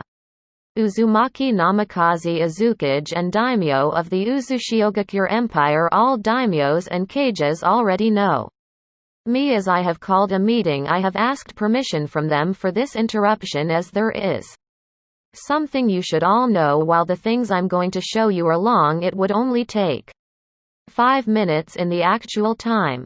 This is the power of Fuinjutsu, with Kushina narrating everything. The screen then changed and showed Uzushiogakure 13 years ago. It showed the Sandaime Hokage talking to the Mizukage Tsuchikage and the Raikage. The screen showed everything that's happened during the attack and Naruto's kidnapping. The scene then shifted to Konoha attempting to make an alliance with Suna. Then the scene focused on some papers indicating the Leaf's plans of betraying Sand once they have taken Gaara, the Jinchuriki of the Shukaku, as all the whole elemental nations.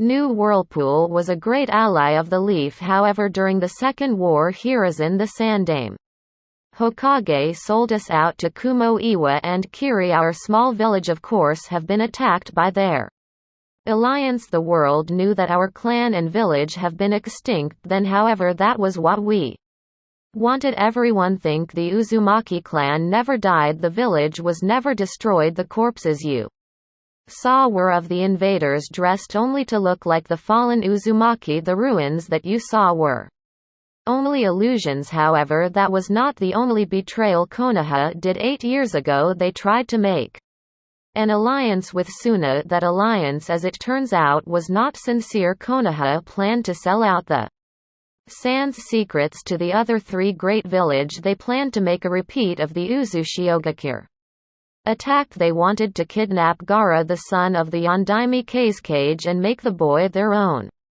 weapon. They planned to do the same thing they did to my son, who was hated by everyone from the Leaf village. By hurting him, he would be afraid and submissive, thus making him the perfect weapon. The scenes next showed Konoha on Naruto's point of view. Fugaku Uchiha was among the invading army and entered our home. He killed my civilian household and kidnapped my newborn son Naruto.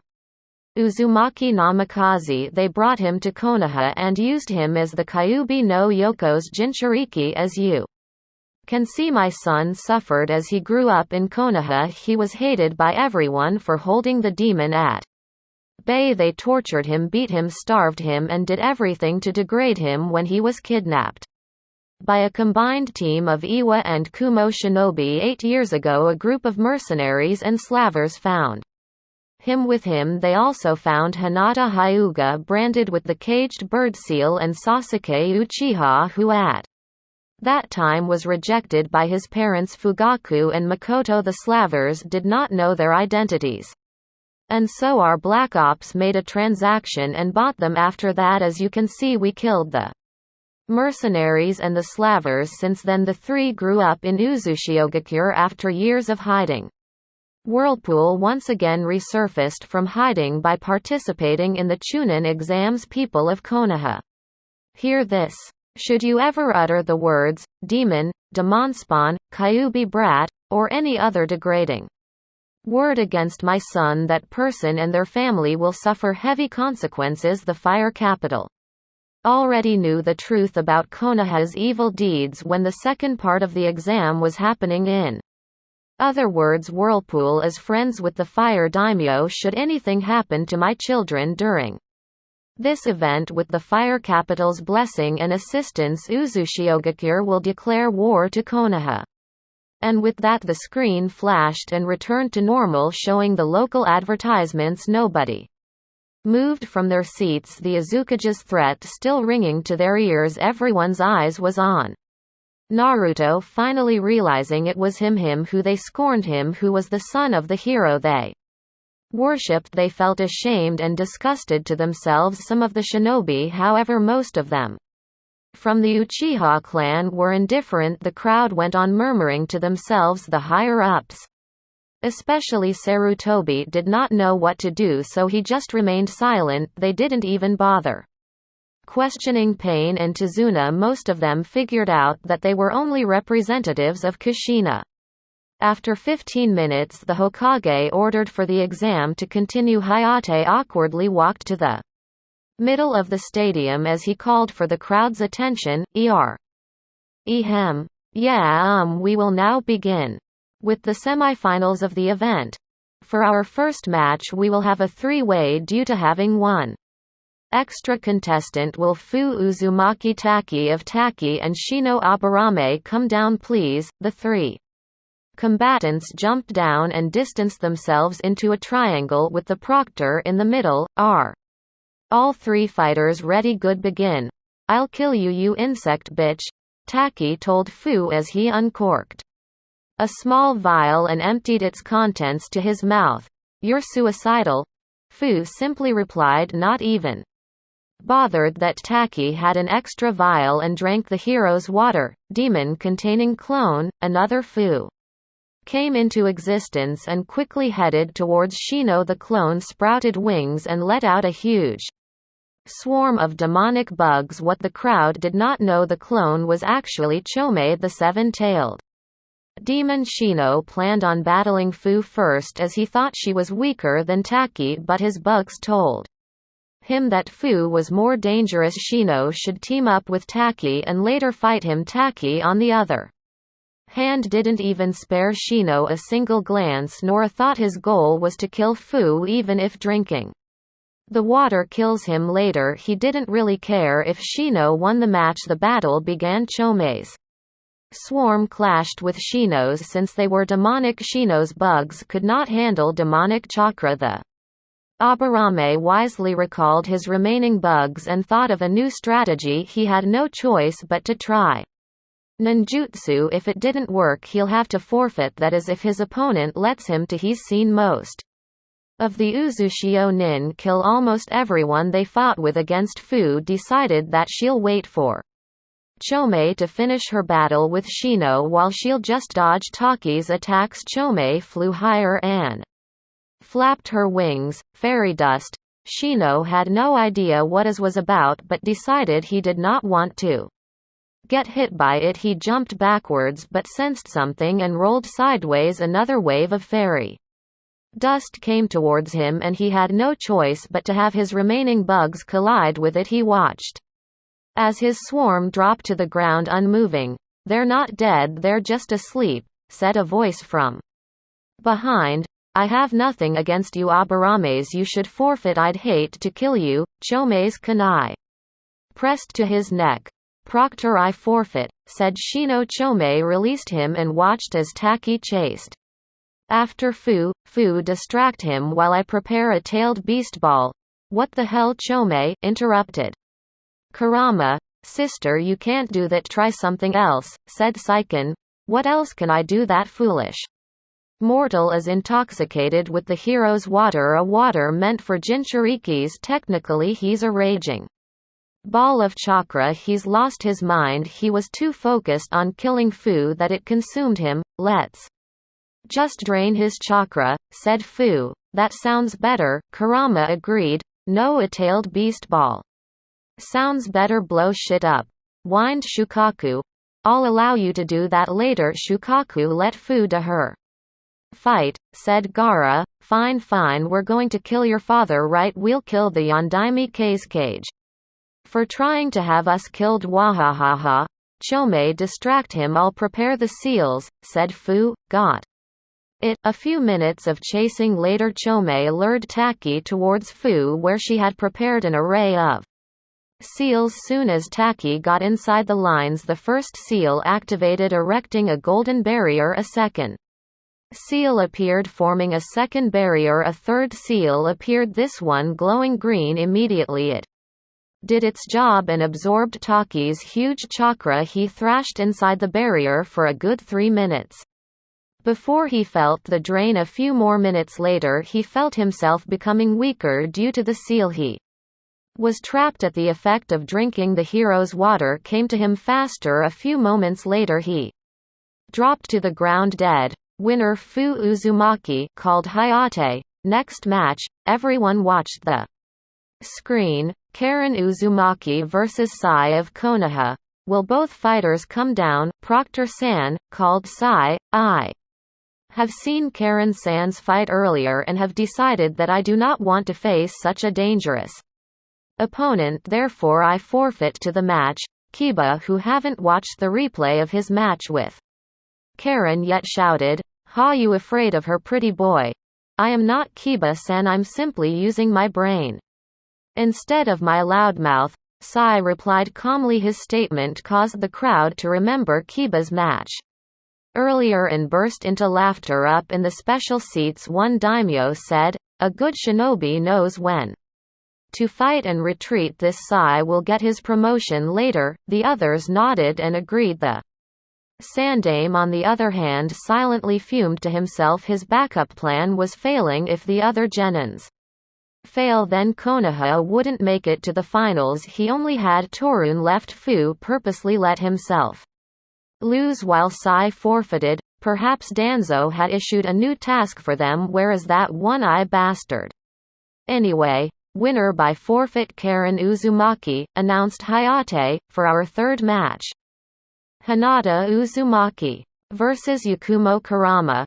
Proctor, I forfeit, shouted Yakumo. Sai, winner by forfeit Hinata Uzumaki, 2 in a row. Izumo commented. Next match, Neji Hyuga vs Kitamaru of the Sound. Kitamaru was about to jump down when he heard Hinata through the mental link. Kitamaru-san, please forfeit the match. I wish to fight Neji with him on full strength. The Sound nin sighed but agreed as he knew the match making for the finals will be rigged. Proctor, I forfeit. Damn, that's 3 in a row, said Kotetsu. The fifth and sixth match were also decided quickly. Sakin and Yukon and Sasuke won by forfeit against Kin and Dosu respectively. The crowd were starting to wonder now if everyone's going to forfeit. Lucky number 70, please don't forfeit, sighed Hayate. Seventh match, Yugito Ni and Torun of Konoha. Will both fighters come down or is someone planning to forfeit? Yugito and Torun jumped down much to the delight of everyone. Torun knew that Yugito was a Jinchuriki and also a Junin of Kumo, so he wouldn't have to hold back, although he was still required to lose as Naruto was supposed to fight her during the finals. After a 15-minute long fight, Torun allowed himself to get hit and knocked out. Winner by knockout, Yugito Ni. Eighth match, Gaara of the Sand vs Lee Uzumaki. Lee jumped down enthusiastically while Gaara walked casually. Are both fighters ready? Good, begin. 8 inner gates, shouted Lee. The Konoha Junin senseis glanced at Guy while he watched Lee with a newfound interest. First gate open, second gate open, third gate open, fourth gate open. The crowd watched in amazement as Lee became covered by a red aura, his hair also reddish, making him look like a god of war. I see different colors for each gate, Guy muttered to himself. Why is that? Asuma asked. He was taught by Uzumaki K's, I'm sure, said Guy. Who's that? Asked Kurenai. He's the only person who has opened up to the 8th gate and lived. He's also stronger than me, even at his age. He's fought alongside us during the war, at least that's before our Hokage decided to betray them. Anyway, if Lee's mastered the 8 inner gates like his sensei, then that makes me the third.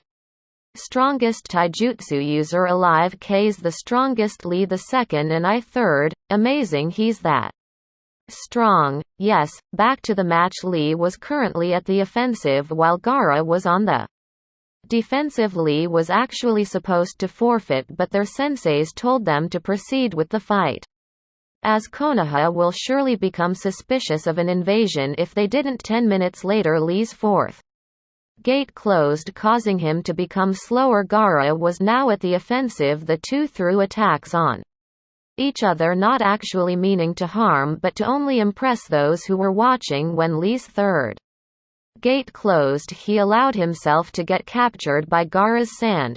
Proctor, I forfeit, said Lee. Winner Gaara of the sand. 9th match.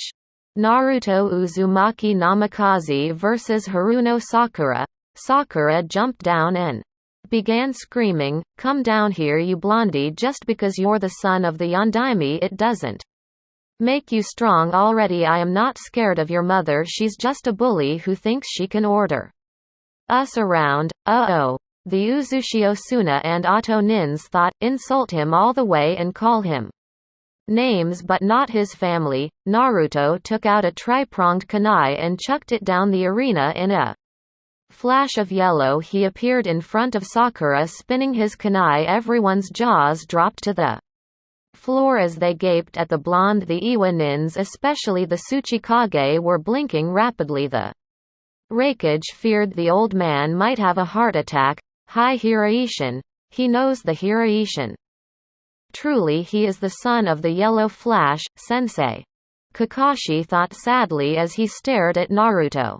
Proctor, please begin the match. Naruto told Hayate, who was still gaping like a fish. All right.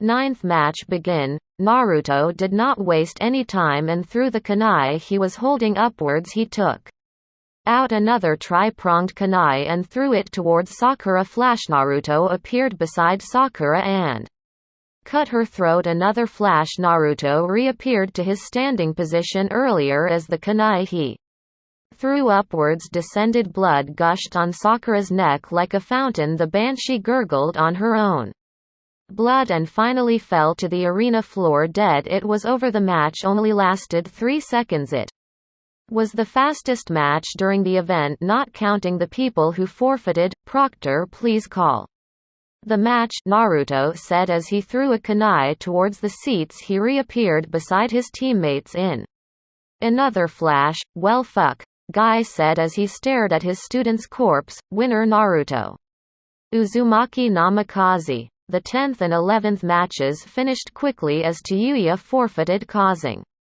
Kuretsuchi to win. Tamari, who was supposed to fight Sasama, also forfeited because Sasuke also wanted to fight her at full strength. The crowd did not even complain about the 2 more early forfeits, as they were still shocked at Naruto's display of technique, since most of the matches during the pre-finals have been won by forfeit. There will be no break. We will now begin with the final matches, said Hatai. The first match was another 3-way with Karen being the winner against Gaara and Sakin and Yukon. The second match was Fu against Kuretsuchi, holding nothing back. Fu won by killing the Tsuchikage's granddaughter. Third match, Neji Hyuga vs Hinata Uzumaki. The 2 combatants went down to the arena and glared at each other. After a few moments of intense silence, Neji spoke. Hinata, Uzumaki, I hereby challenge you to a duel. Do you accept?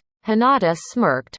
I accept. Hiyashi jumped down on the arena floor and nodded to Hayate, taking his place as the match's referee. Commentators. Box. Let us explain what a duel challenge is, said Izumo. A duel is where both fighters fight to the death. There are no rules, no limits and no backing out. They are allowed to use anything to kill their opponent. Clan heirs and clan heads are allowed to challenge fellow clan members to a duel. The winner of the duel becomes the new head or heiress of that clan. Since Hinata's also a Hyuga from her father's side as well as former Hyuga heiress, she may still be challenged or challenge someone to a duel, said Kotetsu back to the arena. There will be no rules, no limitations. And no backing out. The only way to finish the match is to kill your opponent. The winner will be declared clan heir or heiress. Begin the duel, said Hiashi before he jumped to the stands. Neji glared at Hinata as he crossed his arms. For years I've waited for this moment, he started. Oh my God, not again, screamed Naruto mentally. For years I've trained myself to exhaustion.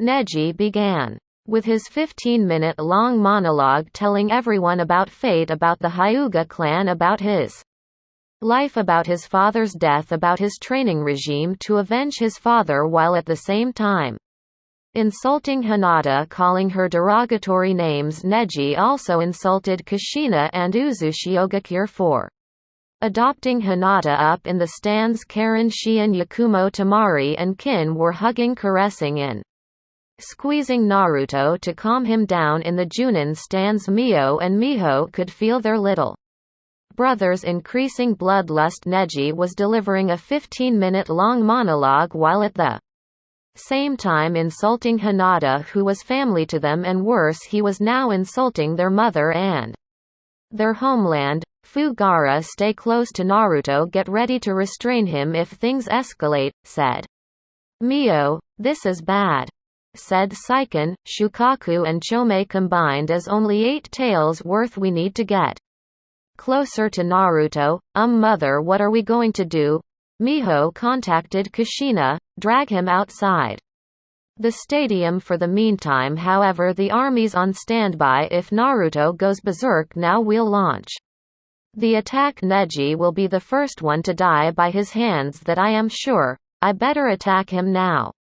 While he's still absorbed with his monologue, Hinata thought as he glared at Neji, whose eyes were closed for added effect. Apparently he wasn't done speaking yet. Sasuke decided that he'll be the one to drag Naruto off the stadium. He created a reinforced clone and had it take his place while he took Naruto out to calm down. Hinata closed her eyes, and when she opened them again, gone were the lavender pale eyes of the Byakugan. Her eyes were now light blue, a white lotus pattern surrounding her small iris. Tenseigan, with only pure speed, she reappeared behind Neji and kicked him on the upper spine, sending him flying halfway on the air. She reappeared on top and elbowed him, making him crash to the arena floor. I did not accept your duel challenge just so I could listen to your sob story. If you're so eager meeting your father, then I'll gladly send you to him, Hinata said coldly up in the stands. Hiashi was surprised. The Hinata he was watching was different from the one he banished. This new Hinata was cold, direct and vicious. Back to the match. Hinata once again closed the distance and attacked Neji with a palm strike. Neji countered it with a palm strike of his own. Finally their match officially began as Neji activated his Byakugan and went to attacking Hinata. The girl purposely slowed down to give her opponent a false sense of victory. Their taijutsu battle lasted for more than 5 minutes. During the exchange of blows, Hinata was tapping Neji's chakra points without him feeling it. Abruptly she jumped away from her opponent and threw a barrage of explosive kunai. Neji saw the projectiles coming and gathered chakra to his feet and palms. Rotation. The Hyuga, who were watching with their Byakugan activated, noticed that Neji used up 3 times more chakra than the normal required amount for the rotation, while the gentle fist did was close a target's chakra points. Hinata's technique, as she called it, bursting needles, forces the target's chakra points to open wider and release thrice the chakra. A jutsu normally requires. Neji felt winded. He did not understand why. He glared at his opponent and noticed her chakra points still open, so you can open them even during a fight, whatever you're fated to lose. What Neji didn't know, he never closed his opponent's chakra points. Hitomi was able to develop a way to counter the gentle fist and taught it to Hinata. The user of the said technique creates a double layer of chakra to block off the Jukin's attacks while it may sound simple, it requires great control and concentration. The mechanics of the technique was the opposite concept of water walking. The user has to make their code of chakra flow constantly in order to disperse the foreign chakra. The gentle fist user implants. Hinata kept an impassive look and threw a second barrage of explosive kunai at her opponent, forcing Neji to use rotation once again. At this moment, Neji's facial expression told everyone that he was winded. Hinata then decided to finish him off and closed the distance. You shouldn't have come close to me.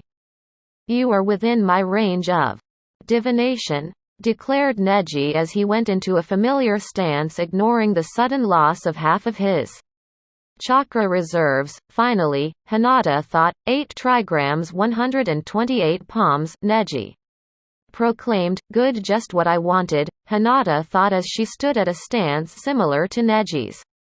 Let's see if you can survive this. Meridian acupuncture. 384 needles. 2 palms, Neji shouted as he began tapping Hinata's chakra points. 6 needles, Hinata countered and returned Neji's number of hits 3 times more, her speed also 3 times faster than Neji.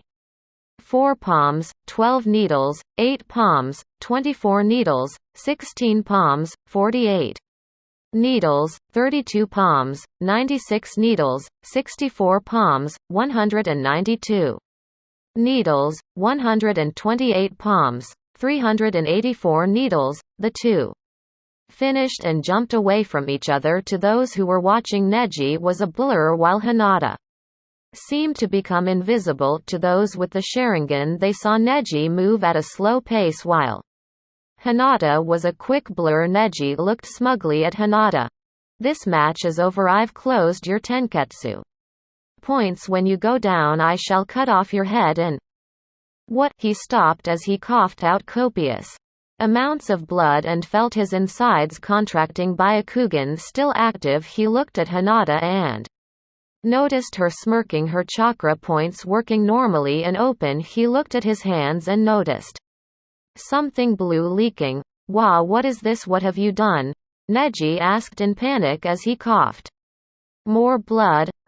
I can't move. Up in the stands, the Hyuga elders and Hiyashi squinted with their Byakugan active. He's bleeding, said Hiyashi. He's bleeding chakra out and also suffering internal hemorrhage. How is that possible? Those who heard him murmured to themselves and wondered the same. Hey look, someone pointed at Hinata. They were too fixated on Neji, they didn't notice Hinata cloak herself with purple chakra. Matabi and Gyuki shared the same thought as they watched through their host's eyes. Those eyes. Uncle Hamura. Hinata Uzumaki's inherited the Tenseigan. Hinata floated in the air, her chakra cloak giving her the aura of a goddess. She spread out her arms and a purple truth-seeking orb appeared. Remember this, Hyuga. My eyes are far superior than yours. Challenging me to a duel was irresponsible. I'll do you a favor by having you meet your father. Father? Neji murmured as he laid on the ground dying. Hinata sent the orb flying towards Neji. The blast radius was as big as Naruto's Rasen Shuriken. The arena became flooded with white light as the explosion occurred. When it died down, Hinata could be seen walking towards a crater 8 meters deep. Her chakra cloak now turned off, her eyes also back to their normal lavender pale. Neji's remains could be seen on the bottom of the crater, a piece of metal of his forehead protector. That's what was left of him. Hiyashi once again jumped down and looked at Hinata. The winner of this duel is Hinata, declared Hiyashi to the crowd, and then looked at her. As per duel laws, you are hereby acknowledged as the new heiress to the Hyuga clan. As the head of the clan, I bid you congratulations. Cut the crap, Hinata interrupted.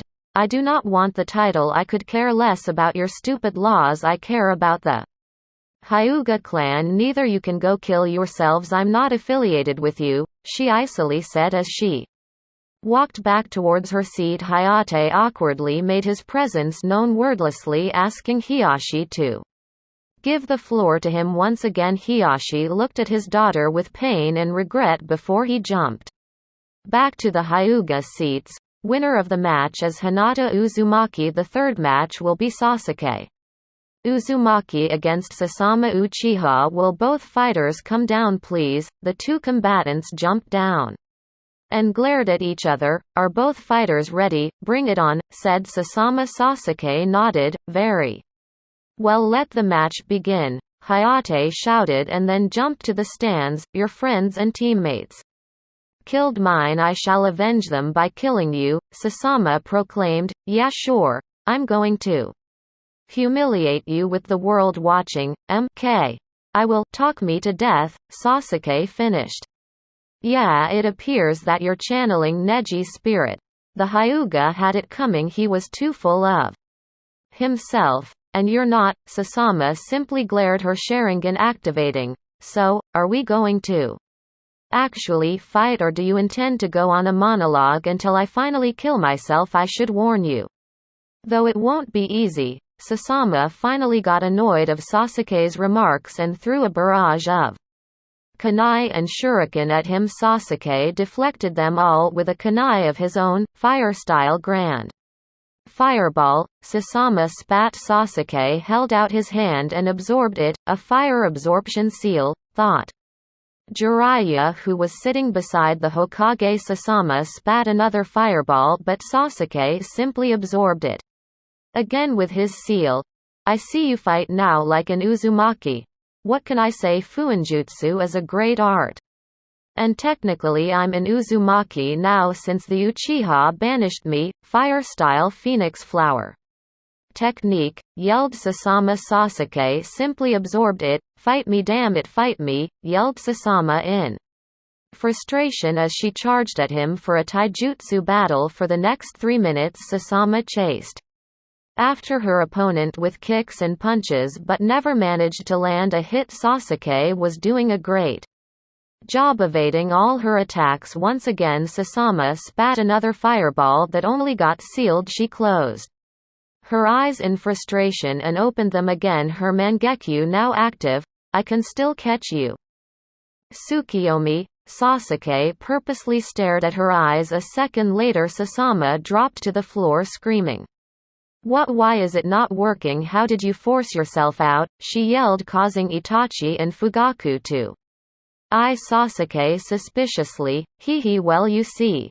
Sasuke began to explain. Sorry I'm late, a voice shouted its owner running towards the middle of the arena. Hayate jumped down from the stands. What? Why? The newcomer scratched his head. You see, I had to drag Naruto outside the arena to keep him from murdering Neji. He's just calmed down and we returned here. Fine, you may continue with the match, said Hayate as he returned to the stands. I see you tried using the Tsukiyomi but failed, Sasuke said as he dispelled the clone, his eyes closed. The real match begins now. I've been fighting a clone all along, I see. I guess that explains why the Tsukiyomi did not work. Sasama waited for him to open his eyes. She will try again with the Tsukiyomi.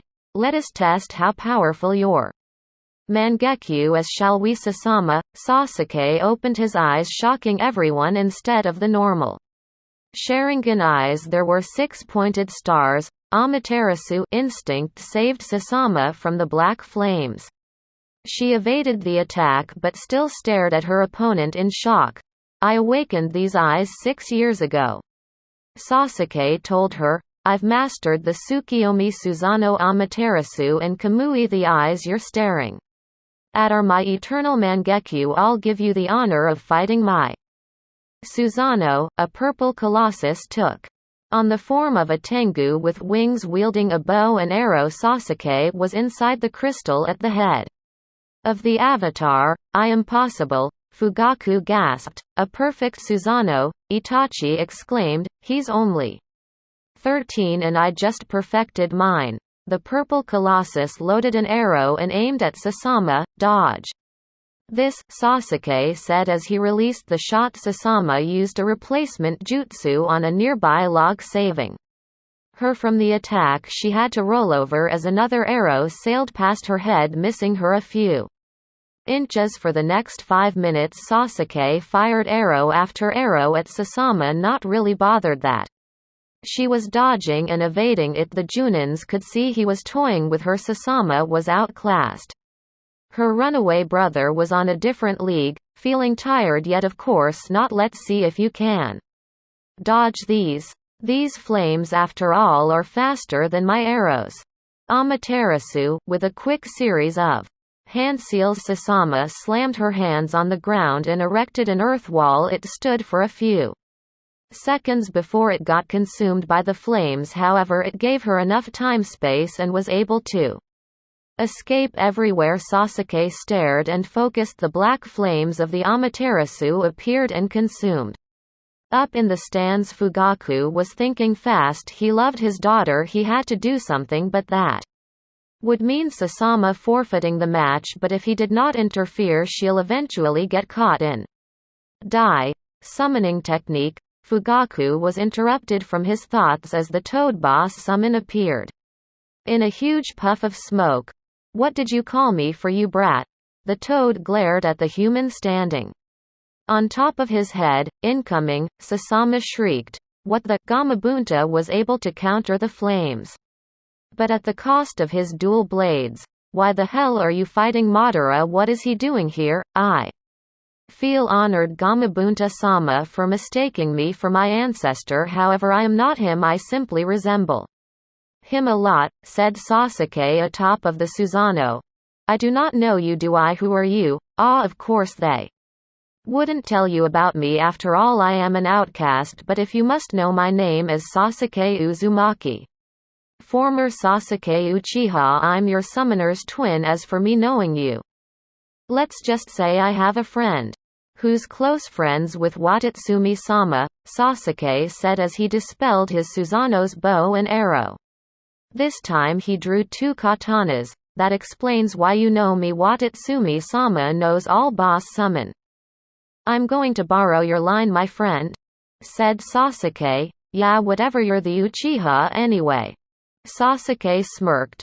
Let's dance. Gamabunta could only widen his eyes as he remembered the man who used to say those words. Have you ever met him on person or something? The toad asked as he parried the Susanoo's strikes. Nope, not telling, Sasuke said. Is your summoner going to do something, or will you do all the dodging for her? You have limited time, right? Sasuke asked as he made a double swing. Or I could just dispel you early. Soon as Sasuke said it, the Susanoo's swords became coated with the black flames of the Amaterasu. Sasuke chased after the toad as he pressed on with the offensive. Gamabunta could only jump away as he could not risk burning his remaining swords. The boss toad tried jumping towards the Susanoo and managed to kick it a few meters back.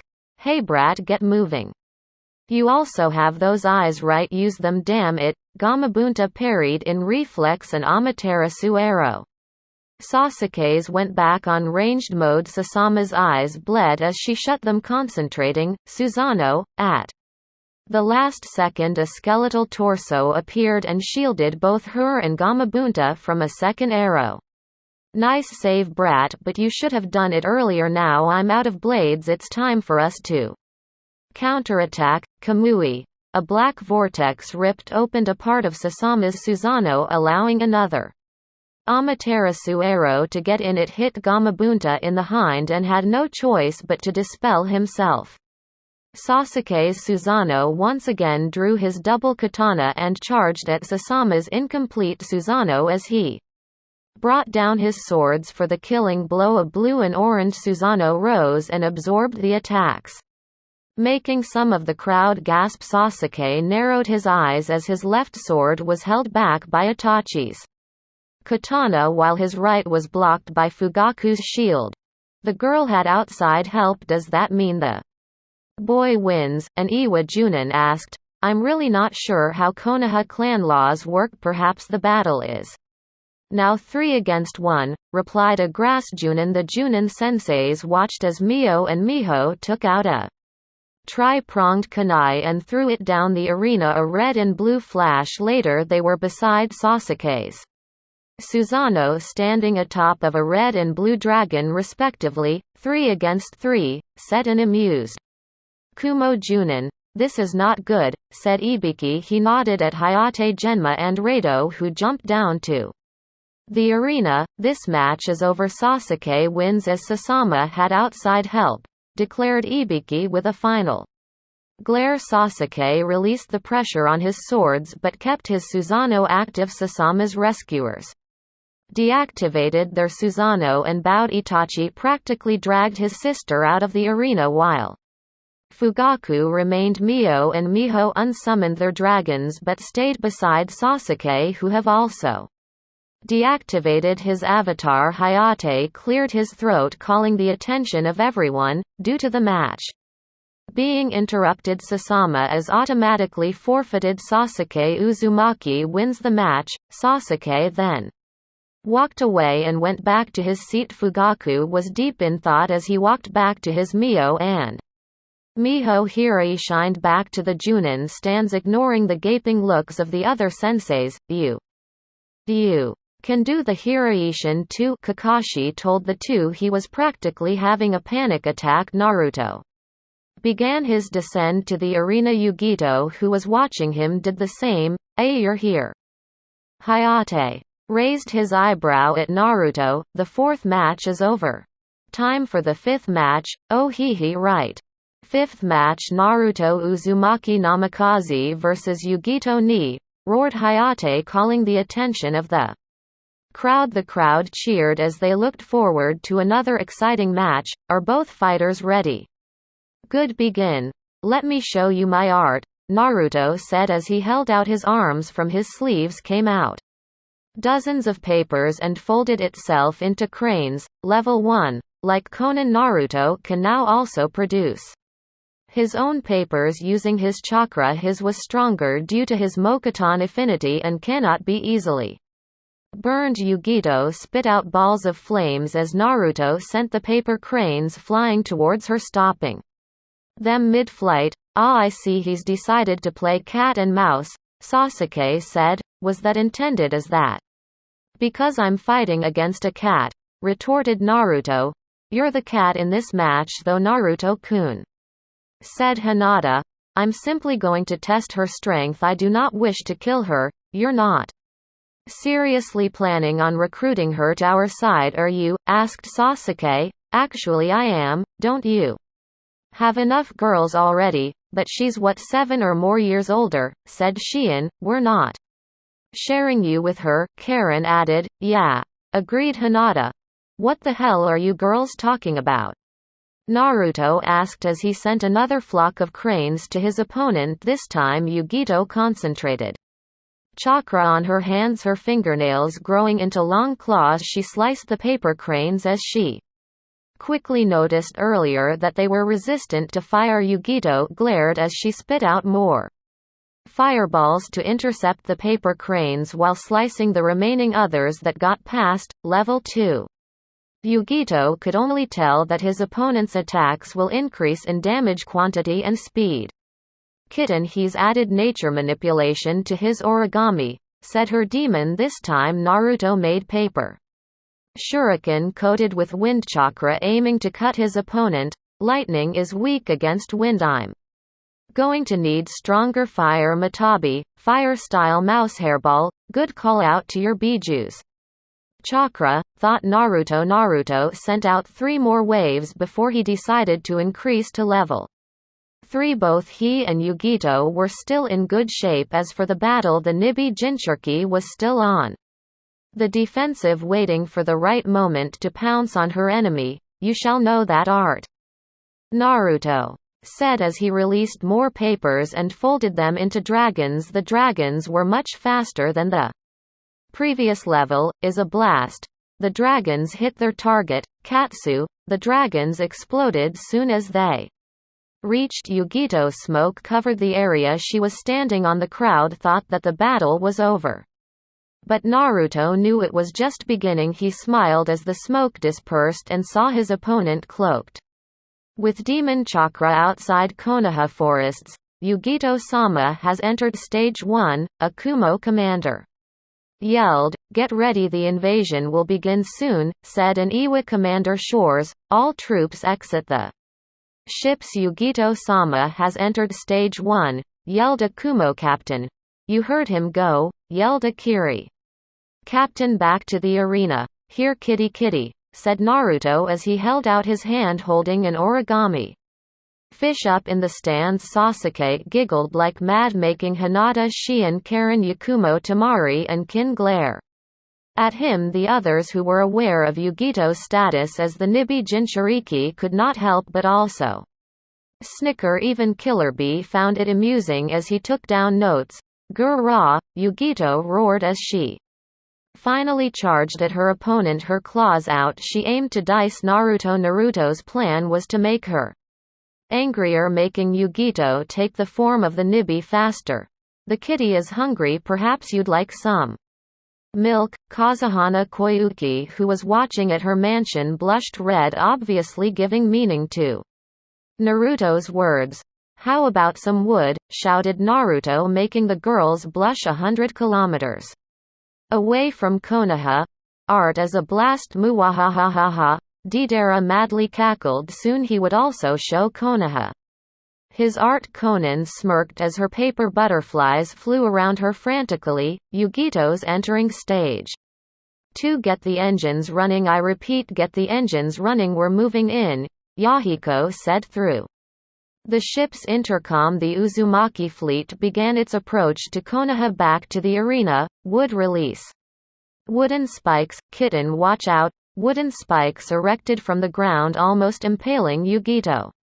"Ha ha ha, come show me your inner cat," taunted Naruto. "Inner cat?" thought the Uzushio Suna and Otto. Team Sasuke fell to his chair giggling, as well as the others. "Damn perverts, oh Naruto-kun, I'm going to show you my cat," thought some of the girls. "Mokuton, the boy has Mokuton," yelled Sarutobi, who was still in shock like the rest of the crowd. Everyone, as in everyone except of Uzushio Suna and Otto, stared in shock at the arena or at the screen. Orochimaru was trying his best not to laugh. The look on his fellow Kages was just hilarious. Yugito, even though Biju were weak against Mokuton, we'll have a small chance of defeating him if you call forth all my chakra and transform, Matabi yelled to her host. "Small chance, we're that outmatched. I'll tell you more about the wood release later. For now, focus on staying conscious." "Finally you're out," Naruto happily shouted as he sped into hand seals. "This should keep her unconscious for 3 hours. Guys, get ready to knock out B. He'll probably jump down to help her." His prediction true, the Raikage whispered to his bodyguard to tell B to help Yugito. "Wood release, wood golem," shouted Naruto as he slammed both his hands to the ground. A wood golem twice the size of the Nibi rose from the ground and immediately punched the cat. "Demon, Mokuton," repeated the Hokage, his eyes threatening to fall from their sockets. "Mokuton Hote no jutsu, wood release Hote technique." 9 wooden hands erupted from the ground and grabbed the Nibi. 2 hands held down the tails while the third held the hind. The 4 other hands held each leg. The 8th and 9th hand held down the body and neck. The cat demon thrashed as it tried to break free. Naruto, who was standing atop the wood golem, made it walk towards the restrained Nibi once again. He did the seals for a jutsu, Hokage Shiki Jijun Jutsu, Kakuon Niton Suishu Hokage style elder Jutsu. Kakuon's 10th edict on enlightenment. The kanji for sit appeared on the palm of the wood golem's outstretched hand and held the Nibi's head. Immediately the Nibi stopped fighting and calmed down. The chakra subsided and returned Yugito to her level 2 form. Naruto felt a huge chakra spike, but ignored it and focused on Yugito. B was already on his tailed beast form when he dropped to the arena floor, causing a minor earthquake. He was about to interrupt Naruto when multiple golden chains Caught him. He turned around and saw Karen, Miho and Tayuya holding him back. B, watch out, Gyuki. Warned. B felt a chakra spike but was too late as something heavy punched his face. Hey, what the heck was that? Yao, Utakata-san's also a Jinchuriki, but why didn't we feel it? Yao, Utakata was at level 2. He roared and attacked B's bull octopus form up in the cage box. The Tsuchikage was stunned. The Mizukage was pretending to look surprised. The Reikage was livid. Damn it, someone help them, I roared. The Uzushio Suna and Auto teams was already at the arena floor before the Reikage called for the invasion. They immediately set up a barrier to keep enemy forces from interrupting it. Only took less than 10 seconds to finally subdue both Yugito and B. They had chakra suppression seals and restriction seals slapped on their bodies. Mio and Miho put their bodies in a separate sealing scroll. After that they all held hands and were gone in a flash. Yugito and B's job are passed on to Han and Roshi now. Mei told Onoki, attack now, attack, kill the Konoha populace wheel. Eradicate Whirlpool next. An angry eye bellowed. His lightning armor activated soon as the Reikage gave the order. Explosions around the village were heard. The combined forces of Kumo, Iwa and Kiri have begun the siege. Ant cut. I will release the final part of this fanfic in 2 days alongs with a new fanfic. BYEE.